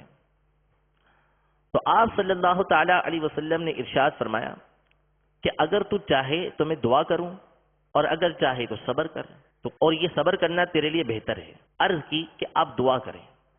راوی کہتے ہیں کہ آقا صلی اللہ تعالی علیہ وسلم نے اسے حکم دیا کہ وہ وضو کرے اور اچھا وضو کرے اور پھر یہ دعا پڑھے، اللہم انی اسألک واتوجہ الیک بنبیک محمد نبی الرحمت، یا محمد انی اتوجہ بک الی ربی فی حاجتی ہذہ لتقضی لی اللہم فشفع فی، یعنی اے اللہ میں تجھ سے سوال کرتا ہوں اور تیری طرف توجہ کرتا ہوں تیرے نبی محمد صلی اللہ علیہ وسلم کے وسیلے سے. اور پھر اس کے بعد کے جو الفاظ ہیں وہ یہ ہیں یا محمد، یا محمد اور یا رسول اللہ، مطلب ایک ہی ہے. ٹھیک ہے، بے شک میں آپ کے وسیلے سے اپنے رب کی طرف اپنی حاجت پیش کرتا ہوں کہ میری حاجت پوری کی جائے، اے اللہ میرے حق میں ان کی شفاعت قبول فرما. اب یہاں پر وہ نابینا صحابی، اس کے بعد آگے روایت کے اندر ہے کہ صحابہ کہتے ہیں اب یہ موٹے بھی نہیں تھے کہ وہ نابینا جو تھے وہ بینا ہو کر ہمارے پاس آ گئے، آنکھیں بالکل صحیح ہو چکی تھی ان کی. اب جو ہمارا مقصود ہے وہ یہ ہے کہ اس میں صحابی اور خود نبی کریم صلی اللہ علیہ وسلم اپنے آپ کو پکارنے کی ترغیب دے رہے ہیں. یا محمد کا نعرہ لگوایا، یعنی یا رسول اللہ صلی اللہ علیہ وسلم کا نعرہ لگایا، جو حضور علیہ الصلوۃ والسلام کے فعل سے ہے. اب یہ تو تھا زندگی کا معاملہ. بعض لوگ کہتے ہیں کہ زندگی میں پکار سکتے ہیں، جب حضور علیہ الصلوۃ والسلام اس دنیا سے تشریف لے گئے تو اب پکارنا درست نہیں ہے. اولا یہ بات، یہ نقطہ اپنے ذہن کے اندر رکھ لیں، سمجھ لیجیے اچھی طریقے سے کہ شرک جہاں کہیں بھی ہے، کسی بھی معاملے کے اندر ہے، وہ شرک ہے. شرک کے اندر نہ تو قریب کا کوئی فرق ہے، نہ دور کا کوئی فرق ہے، نہ زندہ کا کوئی فرق ہے، نہ مردہ کا کوئی فرق ہے. اگر کوئی شخص کسی مردہ کی عبادت کرتا ہے تو یہ بھی شرک ہے. اگر کوئی شخص کسی زندہ کی عبادت کرتا ہے تو یہ بھی شرک ہے. کوئی کسی دور والے کی عبادت کرتا ہے تو بھی شرک ہے. قریب والے کی عبادت کرتا ہے تو بھی شرک ہے. زندہ کو خدا سمجھتا ہے، مردہ کو خدا سمجھتا ہے تو بھی شرک ہے. دور والے کو خدا سمجھتا ہے تو بھی شرک ہے. قریب والے کو خدا سمجھتا ہے تو بھی شرک ہے. تو شرک کے اندر اولاً زندہ مردہ کی کوئی قید نہیں ہے، قریب دور کی کوئی قید نہیں ہے. شرک ہر جگہ پر شرک ہے. اور پھر یہ بھی احادیث طیبہ سے ثابت ہے کہ صحابہ کرام علیہم رضوان نبی کریم صلی اللہ تعالی علیہ وسلم کے وصال ظاہری کے بعد بھی آپ صلی اللہ تعالی علیہ وسلم کو پکارتے رہے ہیں. یہی حدیث مبارکہ جو ابھی آپ کے سامنے عرض کی، امام طبرانی نے انہی سے حضرت سیدنا عثمان بن حنیف رضی اللہ تعالی عنہ سے روایت کیا ہے کہ ایک شخص سیدنا عثمان بن عفان یعنی حضرت عثمان غنی رضی اللہ تعالی عنہ کے پاس جب ان کی خلافت کا سلسلہ دور تھا، اپنی حاجت کے سلسلے میں گیا، لیکن انہوں نے کسی وجہ سے اس کی طرف توجہ نہیں فرمائی. وہ بار بار جاتا رہا لیکن اس کا وہ مسئلہ حل نہیں ہوا. تو وہ حضرت عثمان بن حنیف رضی اللہ تعالی عنہ کی خدمت میں حاضر ہوا اور ان سے شکایت کہ حضرت عثمان غنی رضی اللہ تعالی عنہ میری طرف توجہ نہیں کرتے، آپ جو ہیں ان سے میری سفارش کیجیے. تو حضرت عثمان بن حنیف رضی اللہ تعالی عنہ نے انہیں ترغیب دی کہ آپ وضو خانے پر جائیں، وضو کریں، وضو کر کے مسجد میں جا کر 2 رکعت پڑھیں، اور پھر اس کے بعد وہی دعا کہ جو ابھی ہم نے سنی، اللہم انی اسألک و اتوجہ الیک بنبیک محمد النبی رحمتی یا محمد انی اتوجہ بکا الی ربی فی حاجت هذه لتقضى لی اللہم فشفع فیہ. یہ دعا پڑھنے کی آپ نے ان کو ترغیب دی. نبی کریم صلی اللہ تعالی علیہ وسلم دنیا سے وصال ظاہری فرما چکے ہیں، پردہ فرما چکے ہیں.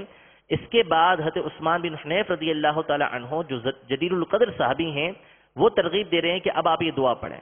اس شخص نے وہ دعا پڑھی اور اس میں نبی کریم صلی اللہ علیہ وسلم کو پکارا، اس نے یا رسول اللہ کا نعرہ لگایا، اور پھر اس کے بعد وہ حضرت عثمان غنی رضی اللہ تعالی عنہ کی بارگاہ میں آیا تو آپ نے اس کو اپنے پاس بٹھایا، بٹھا کے اس کی حاجت پوری کی اور اس کو کہا کہ آئندہ بھی کوئی کام ہو تو مجھے بتا دیا کرو.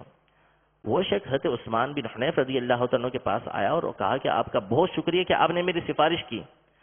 تو آپ نے کہا میں نے کوئی سفارش نہیں کی تھی، میں نے صرف تمہیں وہ دعا بتائی تھی، اس دعا کی برکت سے تمہارا یہ معاملہ حل ہو گیا. اس حدیث مبارکہ کو امام طبرانی نے روایت کیا اور روایت کر کے فرمایا کہ حدیث صحیح ہے، اور اس کے اوپر علماء نے اپنی کتابوں کے اندر لکھا کہ حدیث صحیح ہے، اور صحابہ کرام علیہم رضوان نبی کریم صلی اللہ علیہ وسلم کے وصال ظاہری کے بعد بھی اس کی ترغیب دے رہے ہیں. تو نبی کریم صلی اللہ تعالی علیہ وسلم کے دنیا سے تشریف لے جانے کے بعد، وصال ظاہری فرمانے کے بعد بھی صحابہ کرام علیہم رضوان نبی کریم صلی اللہ علیہ وسلم کو پکارتے رہے. ایک اور حدیث مبارکہ ہے، امام بخاری کی تصنیف ہے الادب المفرد کے نام سے. اس میں امام بخاری نے ایک روایت نقل کی ہے کہ حضرت سیدنا ابن عمر رضی اللہ تعالی عنہ کا پاؤں سن ہو گیا، سو گیا آپ کا پاؤں. تو آپ سے کہا گیا کہ اذکر احب الناس الیک، آپ کو جو سب سے زیادہ محبوب ہستی ہے، سب سے زیادہ آپ کی پسندیدہ ہستی ہے، اس کو یاد کیجئے. تو آپ نے اس محفل کے اندر پکارا یا رسول اللہ، یہ نعرہ لگایا. تو آپ کا پاؤں جو سن ہو گیا تھا وہ صحیح ہو گیا، کھل گیا پاؤں بالکل. تو یہ حضرت ابن عمر رضی اللہ تعالی عنہما جلیل القدر صحابی، ابن صحابی حضرت عمر فاروق رضی اللہ تعالی عنہ کے بیٹے، یہ نبی کریم صلی اللہ تعالی علیہ وسلم کو پکار رہے ہیں. اور اسی کی مثل امام نووی نے حضرت ابن عباس رضی اللہ تعالی عنہما سے روایت کیا کہ انہوں نے بھی یہی نعرہ لگایا تھا۔ قاضی ایاز علامہ شہاب الدین خفازی رحمۃ اللہ تعالی علیہ لکھتے ہیں کہ جو مدینے والے تھے، یعنی پہلے کے جو مدینے کے لوگ تھے، ان کا طریقہ کار یہ تھا کہ جب ان کا پاؤں سن ہو جاتا تو یہ رسول اللہ صلی اللہ علیہ وسلم کو پکارا کرتے تھے۔ تو صحابہ کرام علیہم الرضوان کا یہ معمول رہا کہ بعد وصال ظاہری بھی وہ نبی کریم صلی اللہ تعالی علیہ وسلم کو پکارتے رہے ہیں۔ حضرت بلال بن حارث المزنی رضی اللہ تعالی عنہ، ان کے بارے میں صحیح حدیثوں کے اندر موجود ہے کہ ایک دفعہ قحط پڑا، اور ایسا قحط پڑا کہ جانوروں کے اندر بھی گوشت ختم ہو گیا، بالکل ہڈیاں باقی رہ گئیں۔ اتنا شدید قحط پڑا ہوا تھا۔ ان کی قوم کے لوگوں نے ان سے کہا کہ آپ کوئی بکری ذبح کیجیے۔ انہوں نے کہا کہ بکری کے اندر کچھ بھی نہیں ہے۔ ضد کرنے پہ ذبح کی، تو جب ذبح کیا گیا تو اس کے اندر سے صرف ہڈیاں نکلیں۔ پھر یہ نبی کریم صلی اللہ تعالی علیہ وسلم کی بارگاہ میں حاضر ہوئے وصال ظاہری کے بعد، آپ کے مزار اقدس پہ حاضر ہوئے اور آ کے ندا لگائی، یا رسول اللہ صلی اللہ تعالی علیہ وسلم، اپنی امت کے لیے اللہ تبارک و تعالی سے بارش طلب کیجیے۔ نبی کریم صلی اللہ علیہ وسلم ان کے خواب میں تشریف لائے اور کہا کہ عمر سے جا کے کہہ دو، یہ حضرت عمر فاروق رضی اللہ تعالیٰ کے دور خلافت کا واقعہ ہے، ان سے جا کے کہہ دو کہ نرمی اختیار کرو اور ان قریب تمہیں بارش دی جائے گی۔ یہ آئے حضرت عمر فاروق رضی اللہ تعالیٰ عنہ کی بارگاہ میں آ کے عرض کی۔ حضرت عمر فاروق رضی اللہ تعالیٰ عنہ رو پڑے اور کہا کہ جتنی میری کوشش ہے اس کے مطابق میں عمل کروں گا، اور پھر نبی کریم صلی اللہ تعالیٰ علیہ وسلم کی بشارت کے مطابق جو ہے وہ بارش بھی ہوئی ہے۔ تو یہ حضرت بلال بن الحارث المزنی رضی اللہ تعالی عنہ جو صحابی ہیں، یہ نبی کریم صلی اللہ علیہ وسلم کے وصال ظاہری کے بعد آ کر نبی کریم صلی اللہ تعالی علیہ وسلم کو پکار رہے ہیں۔ تو یہ جو سلسلہ ہے حضور صلی اللہ تعالی علیہ وسلم کو پکارنے کا، یہ از اول تا آخر اب تک چلا آ رہا ہے۔ یہ اعلیٰ حضرت امام اہل سنت کی کوئی ایجاد نہیں ہے، بلکہ صحابہ کے زمانے سے لے کر آج تک جتنے علماء، محققین، محدثین آئے ہیں، سارے کے سارے نبی کریم صلی اللہ تعالی علیہ وسلم کو پکارتے آئے ہیں۔ اور جو فقہائے کرام ہیں، بڑے بڑے علماء گزرے ہیں، انہوں نے باقاعدہ علماء نے نبی کریم صلی اللہ علیہ وسلم کو پکارنے، ان سے مدد مانگنے کے بارے میں فتوے دیے ہیں کہ یہ جائز ہے۔ علامہ شہاب الدین رملی انصاری شافعی رحمت اللہ تعالی علیہ سے سوال کیا گیا کہ عام طور پہ جب مصیبت آتی ہے تو لوگ کہتے ہیں کہ یا شیخ فلاں، پکارتے ہیں اور مدد طلب کرتے ہیں، کبھی انبیاء سے مدد طلب کرتے ہیں، کبھی صالحین سے مدد طلب کرتے ہیں، مشائخ سے مدد طلب کرتے ہیں، تو ان کا یہ مدد طلب کرنا جائز ہے یا نہیں ہے؟ اور اس میں الفاظ ہیں اغاثۃ بعد موتہم، یعنی جب وہ دنیا سے وصال فرما چکے، یہ انبیاء، یہ صالحین، یہ نیک لوگ، تو ان کے وصال فرمانے کے بعد ان سے مدد مانگنا جائز ہے یا نہیں؟ اور یہ آج کے بزرگ نہیں، 500 سال پرانے بزرگ ہیں۔ ان سے سوال ہوا تو انہوں نے ارشاد فرمایا ان الاستغاثۃ بالانبیاء والمرسلین والاولیاء والعلماء والصالحین جائزۃ، یعنی انبیاء سے، مرسلین سے، علماء سے، اولیاء سے، صالحین سے مدد مانگنا جائز ہے۔ اور پھر فرمایا وَلِلْأَنْبِيَاءِ وَالْأَوْلِيَاءِ وَالصَّالِحِينَ اِغَاثَةٌ بَعْدَ مَوْتِهِمْ، یعنی جو انبیاء ہوتے ہیں، جو اولیاء ہوتے ہیں، اللہ کے نیک بندے ہوتے ہیں، مرنے کے بعد بھی لوگوں کی مدد کرتے رہتے ہیں۔ اسی طرح علامہ خیر الدین رملی جو حنفی بزرگ ہیں، اور یہ بھی 400 سال پرانے بزرگ ہیں، انہوں نے لکھا قولہم، لوگ جو پکارتے ہیں یا شیخ عبد القادر، یہ جو پکارتے ہیں، فرمایا فہو نداء فما الموجب لحرمتہ، یہ تو پکارنا ہے، اس کو کون حرام قرار دے سکتا ہے؟ جائز ہے یہ پکارنا۔ حضور پر نور سیدنا غوث اعظم رضی اللہ تعالی عنہ، یہ بھی 1000 سال ہو گئے حضور غوث پاک رضی اللہ تعالیٰ کو اس دنیا سے تشریف لے جائے ہوئے، وصال فرمائے ہوئے۔ آپ ارشاد فرماتے ہیں کہ من استغاث بی فی قربۃ کشفت عنہ، کہ جو مجھے کسی مصیبت کے اندر پکارے، طلب کرے مدد مجھ سے، تو اس کی وہ مصیبت دور کر دی جاتی ہے۔ ومن نادانی باسمی فی شدۃ فرجت عنہ، جو میرا نام لے کسی مصیبت کے اندر تو اس کی وہ مصیبت دور کر دی جاتی ہے۔ آپ نے قصیدہ بردہ شریف کا نام سنا ہوگا، مشہور ہے قصیدہ بردہ شریف، مولایا صلی وسلم دائما ابدا علی حبیبک خیر الخلق کلہم۔ اس کو علامہ بوصیری رحمۃ اللہ تعالی علیہ نے تقریباً آپ کو 800 سال ہو گئے اس دنیا سے تشریف لے ہوئے، انہوں نے اس کو لکھا، اور جس وقت آپ نے لکھا اس وقت سے لے کر تمام دنیا کے اندر یہ قصیدہ بردہ شریف رائج ہے۔ عرب ہو، عجم ہو، مشرق ہو، مغرب ہو، کوئی مقام ہو جہاں پر اس کو نہ پڑھا جاتا ہو، ہر جگہ پر یہ 800 سال سے مسلسل پڑھا جا رہا ہے، مسلسل پڑھا جا رہا ہے۔ یہ قصیدہ بردہ شریف جس وقت آپ نے لکھا، اس کے بارے میں ایک شرح ہے اس کی عصیدۃ الشہیدہ، اس میں یہ لکھا کہ جس وقت یہ قصیدہ امام بوصیری رحمۃ اللہ تعالی علیہ خواب میں نبی کریم صلی اللہ تعالی علیہ وسلم کو سنا رہے تھے، تو نبی کریم صلی اللہ علیہ وسلم ایسے جھوم رہے تھے جیسے سحر کے وقت، صبح کا جو وقت ہوتا ہے اس میں ہوا چلتی ہے اور گلاب کے جو پھول ہوتے ہیں وہ ٹہنی پہ جس طرح جھومتے ہیں، نبی کریم صلی اللہ علیہ وسلم ایسے جھوم رہے تھے۔ یہ قصیدہ بردہ شریف وہ قصیدہ ہے کہ جس کی بڑے بڑے علماء نے شروحات لکھی، اس کی وضاحتیں لکھی ہیں، بڑے بڑے علماء نے شرح لکھی ہیں۔ کس کس نے لکھی ہیں؟ علامہ ملا علی قاری رحمۃ اللہ تعالی علیہ، کتنے مشہور بزرگ ہیں، انہوں نے لکھی۔ حافظ ابن حجر حیتمی رحمۃ اللہ تعالی علیہ نے اس کی شرح لکھی۔ 20 سے زائد شروحات اس کی لکھی گئی ہیں۔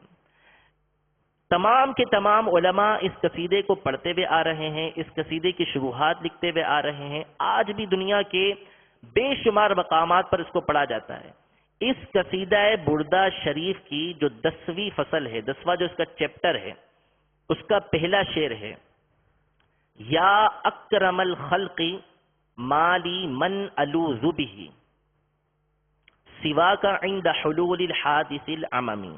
اس کے ترجمے سے پہلے یہ سن لیجئے کہ اس کا پہلا لفظ ہے یا اکرم الخلق، یعنی اے مخلوق میں سب سے زیادہ عزت والے۔ اس میں امام بوصیری رحمت اللہ تعالی علیہ نے نبی کریم صلی اللہ تعالی علیہ وسلم کو پکارا ہے، نبی کریم صلی اللہ تعالی علیہ وسلم کو پکارا ہے، اور آپ کے اس پکارنے کو علماء نے برقرار رکھا ہے۔ سارے علماء اس کو پکارتے ہوئے آ رہے ہیں، ساری امت اس کو پکارتی ہوئی آ رہی ہے۔ تو اس کا مطلب ہے کہ یا اکرم الخلق، اے مخلوق میں سب سے زیادہ مکرم، سب سے زیادہ عزت والے کون ہے میرا؟ کون ہے میرا کہ جس کی میں پناہ حاصل کروں؟ کون ہے میرا جس کی میں پناہ حاصل کروں سوائے آپ کے؟ جس وقت کوئی بڑی مصیبت آئے اس وقت آپ کے سوا مجھے پناہ دینے والا کوئی نہیں ہوتا۔ تو اب یہ دیکھیے کہ امام بوصیری رحمت اللہ تعالی علیہ نبی کریم صلی اللہ تعالی علیہ وسلم کو پکار رہے ہیں، آپ سے مدد طلب کر رہے ہیں۔ تو یہاں پر یہ بنیادی نقطہ یاد رکھ لیں کہ شرک میں بنیادی بات یہ ہے کہ مثال کے طور پہ یہ موبائل میں نے اٹھایا، موبائل اٹھا کے یہاں پہ رکھ دیا، طاقت سے اٹھایا، طاقت سے اٹھا کے رکھ دیا۔ نعوذ باللہ اگر اس موبائل کو اٹھاتے ہوئے کسی کی یہ نیت ہو، یہ عقیدہ ہو کہ میں نے اپنی طاقت سے اس کو اٹھایا ہے اور اپنی طاقت سے اس کو رکھ دیا، اللہ تبارک و تعالیٰ کی طرف سے اس میں کوئی عطا نہیں تھی، تو اس صورت میں یہ شرک ہو جائے گا۔ میں نے ان کو پکارا یہاں سے بیٹھے بیٹھے، اور میں نے اس نیت اور اس عقیدے کے ساتھ، یا کسی نے نعوذ باللہ اس عقیدے کے ساتھ پکارا کہ اللہ تبارک و تعالیٰ کی عطا کے بغیر میں ان کو پکار رہا ہوں، یا یہ اٹھ کے جو میرے پاس آئیں گے میری مدد کریں گے، اللہ تبارک و تعالیٰ کی عطا کے بغیر کریں گے، تو یہ میرے سامنے موجود ہیں، زندہ موجود ہیں، اس صورت میں بھی یہ شرک ہو جائے گا۔ ٹھیک ہے؟ تو بنیادی بات یہ ہے کہ اللہ تبارک و تعالیٰ کی مدد، اللہ تبارک و تعالیٰ کی طرف سے عطا کو اگر پیش نظر نہ رکھا جائے تو وہ چیز کفر ہو جاتی ہے۔ دوائی کھائی، دوائی کھاتے ہوئے یہ عقیدہ رکھا کہ اللہ تبارک و تعالیٰ کے بغیر شفا دیے اس دوا کے اندر شفا آ جائے گی، اللہ تبارک و تعالیٰ کی طرف سے شفا ملے بغیر اگر یہ دوا مجھے شفا دے دے گی تو یہ شرک ہو جائے گا۔ تو اب چاہے زندہ ہو چاہے مردہ ہو، جب بندہ کسی دوسرے کو پکارتا ہے، مدد طلب کرتا ہے، اس میں اگر اس بنیادی بات کو پیش نظر رکھتا ہے کہ یہ جو میری مدد کر رہا ہے، میرے اوپر جو مصیبت آئی ہے اس کو دور کر رہا ہے، تو یہ اللہ تبارک و تعالیٰ کی طرف سے عطا ہے جس کو یہ کر رہا ہے، تو اس صورت میں یہ کفر قرار نہیں پاتا۔ تو اللہ تبارک و تعالیٰ ہم سب کے عقیدے کی جو ہے وہ سلامتی رکھے۔ اللہ تبارک و تعالیٰ ہمیشہ ہم سب کو صحیح عقیدے پر کاربند ہونے کی توفیق عطا فرمائے، آمین بجاہ النبی الامین صلی اللہ تعالی علیہ وسلم۔ مزید ایک بات اس حوالے سے میں کچھ اور عرض کر دوں، یہ مدد مانگنے کے حوالے سے جو یاد آ گئی مجھے، کہ ایک بحث یہ کی جاتی ہے کہ مدد جو مانگی جاتی ہے وہ دو طرح کی ہوتی ہے، ایک ہوتی ہے ما فوق الاسباب، ایک ہوتی ہے ما تحت الاسباب۔ تحت الاسباب سے مطلب یہ ہے کہ ایک عام مدد ہوتی ہے، جیسے آپ سے میں نے پیسے مانگ لیے، آپ مجھے پیسے دے سکتے ہیں، یہ ایک عام مدد ہو گئی۔ آپ اپنے گھر پہ جاتے ہیں، کھانا مانگتے ہیں، تو کھانا مانگنا یہ بھی ایک مدد ہے، جس نے آپ کو کھانا کھلایا یہ مدد ہے، ڈاکٹر نے آپ کی مدد کی، دوائی دی، یہ مدد ہو گئی۔ یہ ہو گئی اسباب کے مطابق مدد، عام طور پہ جو مدد ہوتی۔ ایک مدد ہوتی ہے کہ جس میں عام مدد نہیں ہوتی، کوئی خصوصی مدد ہوتی ہے۔ اسباب جو ہوتے ہیں عام طور پہ جو ذریعے بنتے ہیں وہ اس میں موجود نہیں ہوتے، جیسے کسی ولی اللہ سے جو ہے وہ اولاد مانگنا کہ آپ اولاد عطا کر دیجئے، تو اس میں چونکہ عام طور پہ یہ معاملہ نہیں ہوتا کہ کوئی کسی دوسرے کو اولاد عطا کر دے، پھونک ماری اس کو اولاد مل گئی، اس میں کوئی سبب نہیں ہوتا، ظاہری سبب اس کے اندر موجود نہیں ہوتا۔ تو بعض لوگ یہ کہتے ہیں کہ جو ظاہری اسباب موجود ہیں، ظاہری ذریعے موجود ہیں، اس کے ذریعے سے اگر مدد طلب کی جائے، جو عام طور پہ مدد طلب کی جاتی ہے وہ مدد طلب کریں ایک دوسرے سے، تو یہ شرک قرار نہیں پاتا۔ اور اگر ان اسباب کو چھوڑ کر، ان ذریعوں کو چھوڑ کر مدد طلب کی جائے تو وہ شرک قرار پاتا ہے۔ تو یہ بنیاد ہی غلط ہے، یہ تقسیم ہی غلط ہے کہ ہم یہ کہیں کہ ما فوق الاسباب یعنی عام ذرائع سے ہٹ کر، عام مدد سے ہٹ کر مدد مانگنا یہ شرک ہے، اور عام طور پہ جو مدد مانگی جاتی ہے وہ مانگنا شرک نہیں ہے۔ تو یہ بنیاد ہی غلط ہے، کیونکہ شرک ہر مقام پہ شرک ہے۔ اگر آپ دنیاوی اسباب میں بھی اگر ان کو حقیقی سبب سمجھتے ہیں، آپ نے اپنی والدہ سے مدد مانگی، ان سے روٹی مانگی، انہوں نے آپ کو روٹی کھلا کے آپ کی مدد کی، اور آپ نے یہ سمجھا کہ حقیقی سبب، حقیقی مدد کرنے والی آپ کی والدہ ہے، تو یہ شرک ہو جائے گا۔ تو شرک میں یہ چیز ہے ہی نہیں۔ اور ایسے واقعات موجود ہیں صحابہ کرام علیہم رضوان کے کہ انہوں نے نبی کریم صلی اللہ تعالی علیہ وسلم سے ایسی چیزیں مانگی ہیں کہ جو عام طور پہ نہیں ہوتی۔ آپ میرے پاس آئیں اور مجھے کہیں کہ میں آپ کو حافظہ دے دوں، تو عام طور پہ کون کس کو حافظہ دے سکتا ہے؟ کمزور حافظے والے کو میں پھونک ماروں، اس کا حافظہ مضبوط ہو جائے، تو یہ کیا ہوگا؟ یہ عام طور پہ تو مدد نہیں ہوتی، اس کے لیے آپ کوئی نہ کوئی دوائیاں کھائیں گے، خمیرے کھائیں گے، تو جو دنیاوی اسباب ہیں اس کو اختیار کریں گے۔ عام طور پہ دوسرا کوئی بندے کو حافظہ نہیں دے سکتا، لیکن صحابہ کرام علیہم رضوان نے اس عام مدد سے ہٹ کر بھی جو ہے وہ نبی کریم صلی اللہ علیہ وسلم سے مدد مانگی ہے۔ سیدنا ابو ہریرہ رضی اللہ تعالی عنہ وہ صحابی ہیں کہ تمام صحابہ کرام علیہم رضوان میں سب سے زیادہ حدیثیں جس صحابی سے مروی ہیں وہ حضرت سیدنا ابو ہریرہ رضی اللہ تعالی عنہ ہیں۔ سب سے زیادہ حدیثیں انہوں نے بیان کی ہیں۔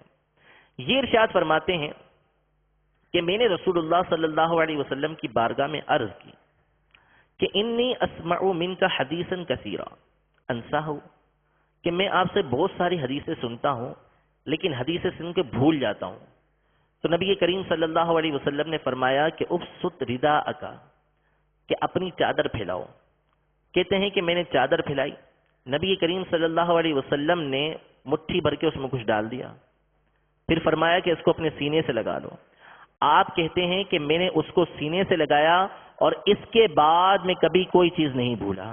اب آپ بتائیے کہ یہ مدد کیا عام اسباب کے تحت ہوئی، عام ذریعے کے تحت ہوئی؟ بلکہ ایک ایسی مدد تھی کہ جو عام طور پہ ہوتی نہیں ہے، اسباب سے ہٹ کے مدد ہوتی ہے، وہ نبی کریم صلی اللہ تعالی علیہ وسلم سے سیدنا ابو ہریرہ رضی اللہ تعالی عنہ نے طلب کی۔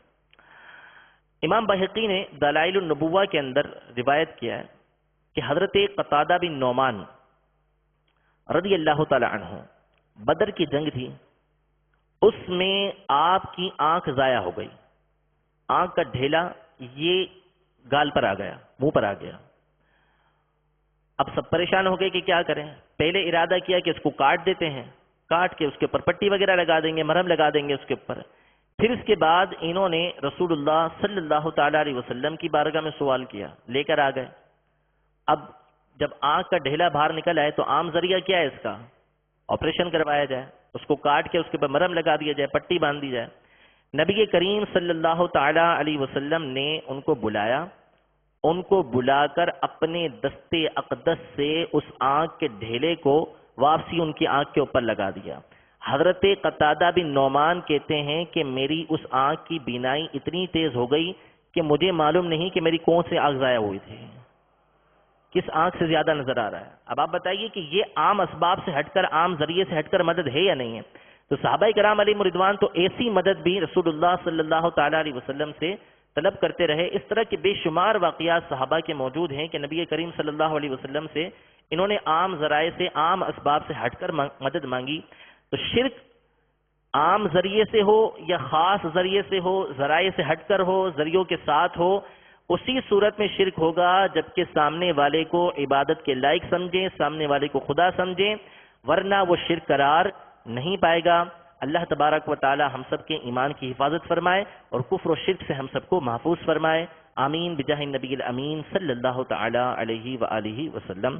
اب انشاءاللہ تبارک و تعالی مختصراً ہم جو گناہ کبیرہ ہیں ان کی معرفت کے حوالے سے کچھ باتیں سنیں گے. صلو علی الحبیب صلی اللہ تعالی علی محمد صلی اللہ تعالی علیہ وآلہ وسلم. کبیرہ گناہ میں سے ہے کہ ادا نہ کرنے کی نیت سے قرض لینا، اور دوسرا جو کبیرہ گناہ ہے ادائیگی کی امید نہ ہونا، یعنی وہ مجبور نہ ہو اور نہ ہی اس سے پورا ہونے کی ظاہری صورت ہو، نیز قرض دینے والا اس کے حال سے بے خبر ہو. پہلے ہم سنتے ہیں اس حوالے سے کہ ادا نہ کرنے کی نیت سے قرض لینا، یعنی جو قرض لے رہا ہے وہ اس نیت سے لے رہا ہے کہ وہ اس قرض کو ادا نہیں کرے گا، تو اس صورت میں یہ گناہ کبیرہ ہے. نبی کریم صلی اللہ تعالی علیہ وسلم کا فرمان عالی شان ہے، جس نے تلف کرنے کے ارادے سے لوگوں کا مال لیا، اللہ عز و جل اس پر تلف کرے گا. یعنی کسی نے اس نیت سے دوسرے کا مال لیا، قرض کی صورت میں لیا، کہ وہ اس کو ادا نہیں کرے گا، تو اللہ تبارک و تعالی اس کے مال کو تباہ و برباد کر دے گا.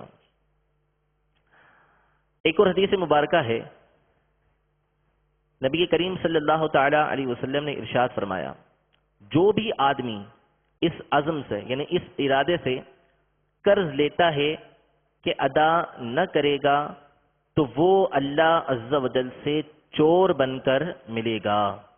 ایک اور حدیث مبارکہ ہے کہ شہنشاہ مدینہ قرار قلب و سینہ صلی اللہ تعالی علیہ وآلہ وسلم کا فرمان عالی شان ہے، قرض دو قسم ہیں. جو اس حال میں مرا کہ اس کی قرض ادا کرنے کی نیت تھی تو میں اس کا ولی ہوں، یعنی میں اس کا قرض قیامت کے دن ادا کر دوں گا. دوسرا، جو اس حال میں مرا کہ اس کی ادائیگی کی نیت نہ تھی تو یہ اس کی نیکیوں سے پورا کیا جائے گا، اس دن درہم یا دینار نہ ہوگا. یعنی وہ اس نیت سے قرض لیا تھا اس نے کہ وہ ادا نہیں کرے گا، یا لے لیا تھا اب ادا کرنے کی نیت نہ رہی اور اس حال میں وہ مر گیا، تو قیامت کے دن اللہ تبارک و تعالی اس کی جو نیکیاں ہیں اس کے بدلے جو ہے اس کا قرض ادا کرے گا. ایک گناہ یہ ہے کہ مقروض کو مہلت نہیں دی جاتی. مقروض کو بے جا تنگ کرنا، بے جا تنگ کرنے کے حوالے سے کچھ حدیثیں ہیں، وہ سماعت فرمائیں. اللہ تبارک و تعالیٰ کے محبوب دانع غیوب منزہ عن العیوب صلی اللہ تعالی علیہ وسلم نے ارشاد فرمایا، بے شک اللہ عز و جل مقروض کے ساتھ ہوتا ہے یہاں تک کہ وہ قرض ادا کر دے، جب تک وہ ایسے کام میں نہ پڑے جسے اللہ عز و جل ناپسند فرماتا ہو. تو اس حدیث مبارکہ میں یہ ارشاد فرمایا کہ جو مقروض ہے اللہ تبارک و تعالیٰ اس کے ساتھ ہوتا ہے یہاں تک کہ قرض ادا کر دے، اور یہ اسی صورت میں ہے جبکہ مقروض کی واقعی قرض ادا کرنے کی نیت ہو تو اللہ تبارک و تعالیٰ اس کے لیے اسباب پیدا فرما دیتا ہے اور اللہ تبارک و تعالیٰ اس کے قرضہ ادا کرنے میں آسانیاں پیدا فرما دیتا ہے۔ اللہ تبارک و تعالیٰ سے دعا ہے کہ ہمیں ان کبیرہ گناہوں کی معرفت بھی عطا فرمائے اور اللہ تبارک و تعالیٰ ان کبیرہ گناہوں سے بچنے کی توفیق عطا فرمائے۔ آمین بجاہ النبی الامین صلی اللہ تعالیٰ علیہ وآلہ وسلم۔ السلام علیکم۔ وعلیکم السلام ورحمۃ اللہ وبرکاتہ۔ حضور، ایک کلیگ وہ غیر مسلم ہے، اگر اس کے ساتھ کھانا پینا کھایا جاتا ہے اور بعض دوست اسے آتے جاتے سلام بھی کرتے ہیں اور دوسرے مسلمانوں کو یہ نہیں پتا کہ کوئی کسٹمر آتا ہے اس سے سلام لیتا ہے اور اس کا جواب بھی دے رہا ہے، وعلیکم السلام، جی حضور، جی جناب، کیا حال ہے، ٹھیک ہے۔ آنے والے کو نہیں پتا ہے کہ یہ کافر ہے یا مسلمان ہے، اس کے ساتھ سلام لیا، آیا کہ وہ گناہ گار ہوگا، اس کے کلیگ ہیں، اس کے ساتھ سلام بھی لے رہے ہیں، کھانا پینا بھی کھا رہے ہیں، ہر چیز ہے، جب یہ کہتے ہیں کہ بھائی یہ تو غیر مسلم ہے تو کہا جاتا ہے بھائی ہے تو انسان، آپ انسانیت کے ناطے دیکھو، اس کو کافر ہونے کے ناطے نہ دیکھو۔ آیا کہ یہ سوال کہ وہ اب کہنے والا یہ وہ بھی کافر کے زمرے میں آئے گا یا نہیں؟ کافر کے زمرے میں نہیں آئے گا، البتہ یہ کہنا کہ یہ انسان ہے، اس حوالے سے اس کے ساتھ اس طرح کے معاملات کرنا تو یہ غلط جملہ ہے، ناجائز ہے اس طرح کہنا ان کا۔ کافر کو سلام کرنے کی شرعاً اجازت نہیں ہے۔ ہاں اگر کافر سلام کرتا ہے اور نہیں جواب دیں گے تو اس صورت میں فتنہ و فساد ہو جائے گا، تو اب فقط وعلیکم کہہ دیں۔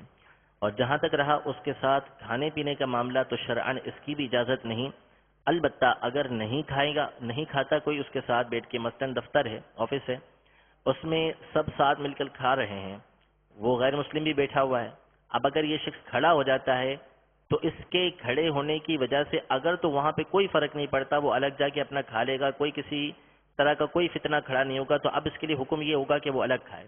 اور اگر اس کے کھڑے ہونے کی وجہ سے کوئی فتنہ و فساد پیدا ہوتا ہے تو اس صورت میں اس کو اجازت ہے کہ دل میں کراہت رکھتے ہوئے وہاں بیٹھ کے وہ کھا سکتا ہے۔ اور اگر جو باہر سے آنے والے ہیں جب انہیں معلوم ہی نہیں کہ یہ بندہ کافر ہے تو اس صورت میں ان کے اوپر تو کوئی گناہ ہے ہی نہیں، کہ جب معلوم نہیں تو اس وجہ سے وہ گناہگار بھی قرار نہیں پائیں گے۔ السلام علیکم ورحمۃ اللہ وبرکاتہ۔ وعلیکم السلام ورحمۃ اللہ وبرکاتہ۔ حضرت میرا ایک سوال ہے، میں نے ایک مرتبہ کسی سے سوال کیا کہ نماز میں نبی پاک صلی اللہ تعالی علیہ وسلم کا خیال آ جائے تو کیسا ہے؟ تو اس شخص نے جواب دیا کہ اگر نماز میں ویسے خیال آ جائے تو کوئی حرج نہیں، لیکن اگر سجدے میں خیال آ جائے تو بندہ مشرک ہو جاتا ہے۔ برائے کرم جواب عنایت فرمائیں، جزاک اللہ خیر۔ دیکھیں، شرک کی تعریف تو بیان کر ہی دی کہ جب تک اللہ تبارک و تعالیٰ کے سوا کسی دوسرے کو عبادت کے لائق نہ سمجھے یا اللہ تبارک و تعالیٰ کے علاوہ کسی اور کو خدا نہ جانے، اس صورت میں اس وقت تک وہ کافر قرار نہیں پاتا۔ اب سجدہ ہو یا رکوع ہو یا التحیات میں ہو یا قیام کے اندر کھڑا ہو، یہ پوری کی پوری عبادت ہے، اور شرک ہر جگہ پہ شرک ہے۔ تو خیال لانا یا خیال آنا یہ اگر شرک قرار پا جائے تو پھر اس صورت میں تو ہر ایک مشرک ہو جائے گا۔ نبی کریم صلی اللہ تعالیٰ علیہ وسلم کا خیال تو نماز کے اندر آتا ہی ہے، جب آپ ایھا النبی بولیں گے، پکاریں گے تو خیال خود بخود آئے گا۔ اسی طرح اگر سجدے کے اندر کسی کو خیال آ گیا تو اس صورت میں وہ مشرک قرار پا جائے تو پھر ایسا کہنے والا خود دائرہ اسلام سے خارج ہو جائے گا۔ تو یہ بات بالکل غلط ہے۔ شرک کی تعریف پیش نظر نہ ہونے کی وجہ سے، شرک کو صحیح معنی سے نہ سمجھنے کی وجہ سے یہ تمام کے تمام اعتراضات پیدا ہوتے ہیں، یہ وساوی سے خیالات اسی صورت میں آتے ہیں جبکہ شرک کی تعریف جو ہے وہ پیش نظر نہ رکھی جائے۔ تو سجدہ ہو یا رکوع ہو یا قیام ہو یا نماز سے باہر ہو، کہیں بھی کسی بھی ہستی کا دل کے اندر خیال آنا یہ شرک نہیں ہے۔ السلام علیکم ورحمۃ اللہ وبرکاتہ۔ وعلیکم السلام ورحمۃ کسی غیر مسلم کو کہنا کہ تم پہلے عبادت کر لو پھر ملتے ہیں، کسی غیر مسلم کے مرنے پر اس کے گھر پر جا کر تعزیت کرنا، ان کی شادی کی تقریب میں شرکت کرنا، ان کے ساتھ کھانا کھانا، ان کے گھر کا پانی پینا، کیسا؟ مطلقاً کافر کے حوالے سے یہ حکم ہے کہ کفار کے جو مذہبی کام ہیں، جو ان کا مذہبی شعار ہے، ان کی مذہبی نشانی ہے کہ وہ انہی کے ساتھ خاص ہے، وہ کافر ہی کرتے ہیں۔ اب اگر مسلمان اس کو اختیار کرتا ہے تو اس صورت میں وہ کافر قرار پائے گا۔ تو جو الفاظ ان کے دینی لحاظ سے انہی کی نشانیاں ہیں، ان کے خاص الفاظ ہیں دینی اعتبار سے، اگر انہیں کوئی ادا کرتا ہے تو یہ کفر ہے۔ تو کسی بھی کافر کے گھر پہ جانا، اس کی تعزیت کرنا، یہ ناجائز و حرام کام ہے، اس کی شرعاً اجازت نہیں ہے۔ کسی بھی کافر سے یہ الفاظ کہنا کہ پہلے عبادت کر لو، یعنی اس کو اپنے جو کفریہ عبادت ہے اس کے کرنے کی اجازت دینا، تو یہ کفر ہے۔ ہاں اگر وہ ملنے آیا ہے، وہ اپنی عبادت کے لیے جا رہا ہے، یہ کچھ الفاظ نہیں کہتا تو ایک الگ بات ہے، لیکن اگر وہ اس کو اجازت دے دیتا ہے کہ ٹھیک ہے تم اپنی عبادت کرو، تو اس کے خود اپنے ایمان کے لالے پڑ جائیں گے، اس سے تو اس کو توبہ کرنا پڑے گی۔ السلام علیکم ورحمۃ اللہ وبرکاتہ۔ وعلیکم السلام ورحمۃ اللہ وبرکاتہ۔ حضور جیسے آپ نے بھی ارشاد فرمایا تھا کہ مسلمان کو مسلمان جاننا اور کافر کو کافر جاننا یہ ضرورت دین میں سے، تو یہ مرتد منافق بھی بعض جگہوں پہ پائے جاتے ہیں، جیسے کوئی مارکیٹ ہے اور مرتد منافق اگر وہاں ہے اور اس نے ضروریات دین کا انکار کر دیا ہے جو کہ مسلمان عام مسلمان جانتے ہیں، تو مزید مسلمان اس سے سلام دعا کرتے ہیں، تعلقات رکھتے ہیں، کھاتے پیتے ہیں، تو اب ان کے بارے میں کیا حکم ہوگا؟ لیکن جب اس نے واضح طور پہ کسی ضروریات دین کا انکار کر دیا تو پھر وہ مرتد منافق کہاں رہا؟ وہ تو مرتد مجاہر ہو گیا۔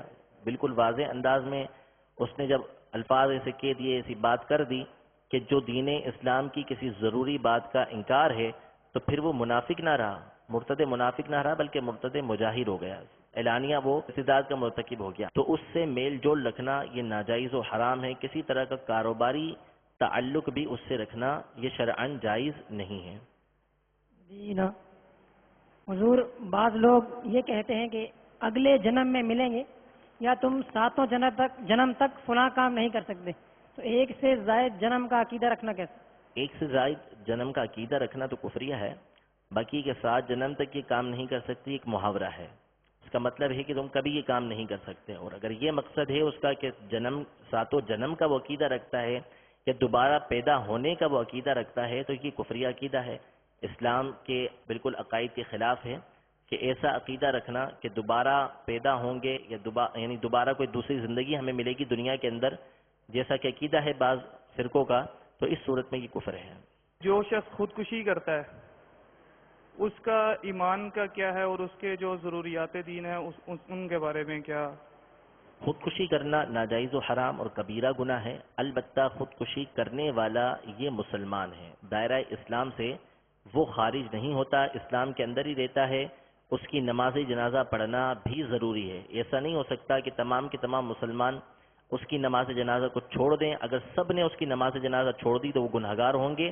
اس کی نماز جنازہ بھی فرض کفایہ ہے، جتنے بھی معاملات ہیں وہ اس کے ساتھ کیے جائیں گے، اس کو ایصال ثواب بھی کیا جا سکتا ہے، اس کے لیے دعا بھی کی جا سکتی ہے۔ خودکشی کرنا کبیرہ گناہ ہے، لیکن خودکشی کرنے کی وجہ سے دائرہ اسلام سے خارج نہیں ہوتا۔ وعلیکم السلام ورحمۃ اللہ حضور میرا وبرکاتہ۔ سوال یہ ہے کہ اگر کوئی مسلمان ایسا گانا گاتا ہے جس میں کفریہ کلمات ہوتے ہیں اور اس کو پتہ نہیں ہوتا کہ یہ کلمہ کفر ہے، تو کیا وہ کافر ہوگا یا نہیں؟ 2 صورتیں ہیں، اگر تو بالکل واضح بات ہے، ایسی اس کے اندر کفریات ہیں کہ جو ہر خاص و عام جانتا ہے، بالکل واضح کفر ہے، اس صورت میں تو اس کا نہ جاننا عذر نہیں ہے، اور واقعی ایسی باریک بینی والی بات ہے، ایسی دقیق بات ہے کہ جو اس کو پتہ چل ہی نہیں سکتی، عام بندے کو پتہ چل ہی نہیں سکتی، تو اس صورت میں وہ کلمہ تو کفر ہے، لیکن جب تک اسے علم نہ ہو اس وقت تک اس پر حکم نہیں دے سکتے۔ ہاں اسے بتا دیا، اب اگر وہ دوبارہ گاتا ہے یا پہلا جو گایا اس کے پر راضی رہتا ہے تو وہ دائرہ اسلام سے خارج ہو جائے گا۔ السلام علیکم ورحمۃ اللہ وبرکاتہ۔ وعلیکم السلام ورحمۃ اللہ وبرکاتہ۔ سوال یہ ہے کہ بعض لوگ کہتے ہیں کہ اہل کتاب سے میل جو رکھا جا سکتا ہے، ان کو سلام کیا جا سکتا ہے، ان کے مذہبی تہوار میں جایا جا سکتا ہے، تو اس کے بارے میں کیا حکم ہے؟ اہل کتاب، دیکھیں اہل کتاب ہوں یا مشرکین ہوں، دونوں کو اللہ تبارک و تعالی نے کافر قرار دیا ہے۔ اہل کتاب دوسرے مشرکین سے ان کا حکم فقط اتنا جدا ہے کہ جو صحیح کتابی ہے، یعنی جو کتاب کسی نبی پر نازل ہوئی اس کو وہ ماننے والا ہے، اور اس کے بعد اس نے جو مذہب تھا ان کا اس کے پر وہ کاربند ہے، یعنی مسلمان نہیں ہوا لیکن یہودی ہے یا عیسائی ہے، جو یہودی یا عیسائی واقعی یہودی یا عیسائی ہو، جیسا مذہب لے کر حضرت عیسیٰ علیہ السلام یا حضرت موسیٰ علیہ السلام لے کر آئے اس پر کاربند ہے، انجیل و توریت کو ویسے ہی مانتا ہے، اور پھر مسلمانوں کے ملک میں جزیہ دے کر رہتا ہے، تو اس صورت میں اس سے نکاح کی اجازت موجود تھی۔ اتنا فرق ہے اس کے اندر، اور ان کے جو ذبیحے ہوتے ہیں اس کے حوالے سے اجازت موجود ہے۔ اس کے علاوہ تمام احکام میں وہ دوسرے کافروں کی طرح ہیں، لیکن فی زمانہ جو اہل کتاب ہیں ان کی اکثریت، خاص طور پہ جو نصارہ ہیں، عیسائی ہیں، ان کی اکثریت جو ہے وہ اپنے مذہب پر موجود ہی نہیں ہے۔ وہ نیچری ہو چکے ہیں، دہریے ہو چکے ہیں، دین کو وہ سرے سے مانتے ہی نہیں ہیں، وہ اصل فطرت کو اختیار کیے ہوئے ہیں، دین کی طرف وہ مائل ہی نہیں ہے، لہٰذا وہ احکام ان کے موجود نہیں۔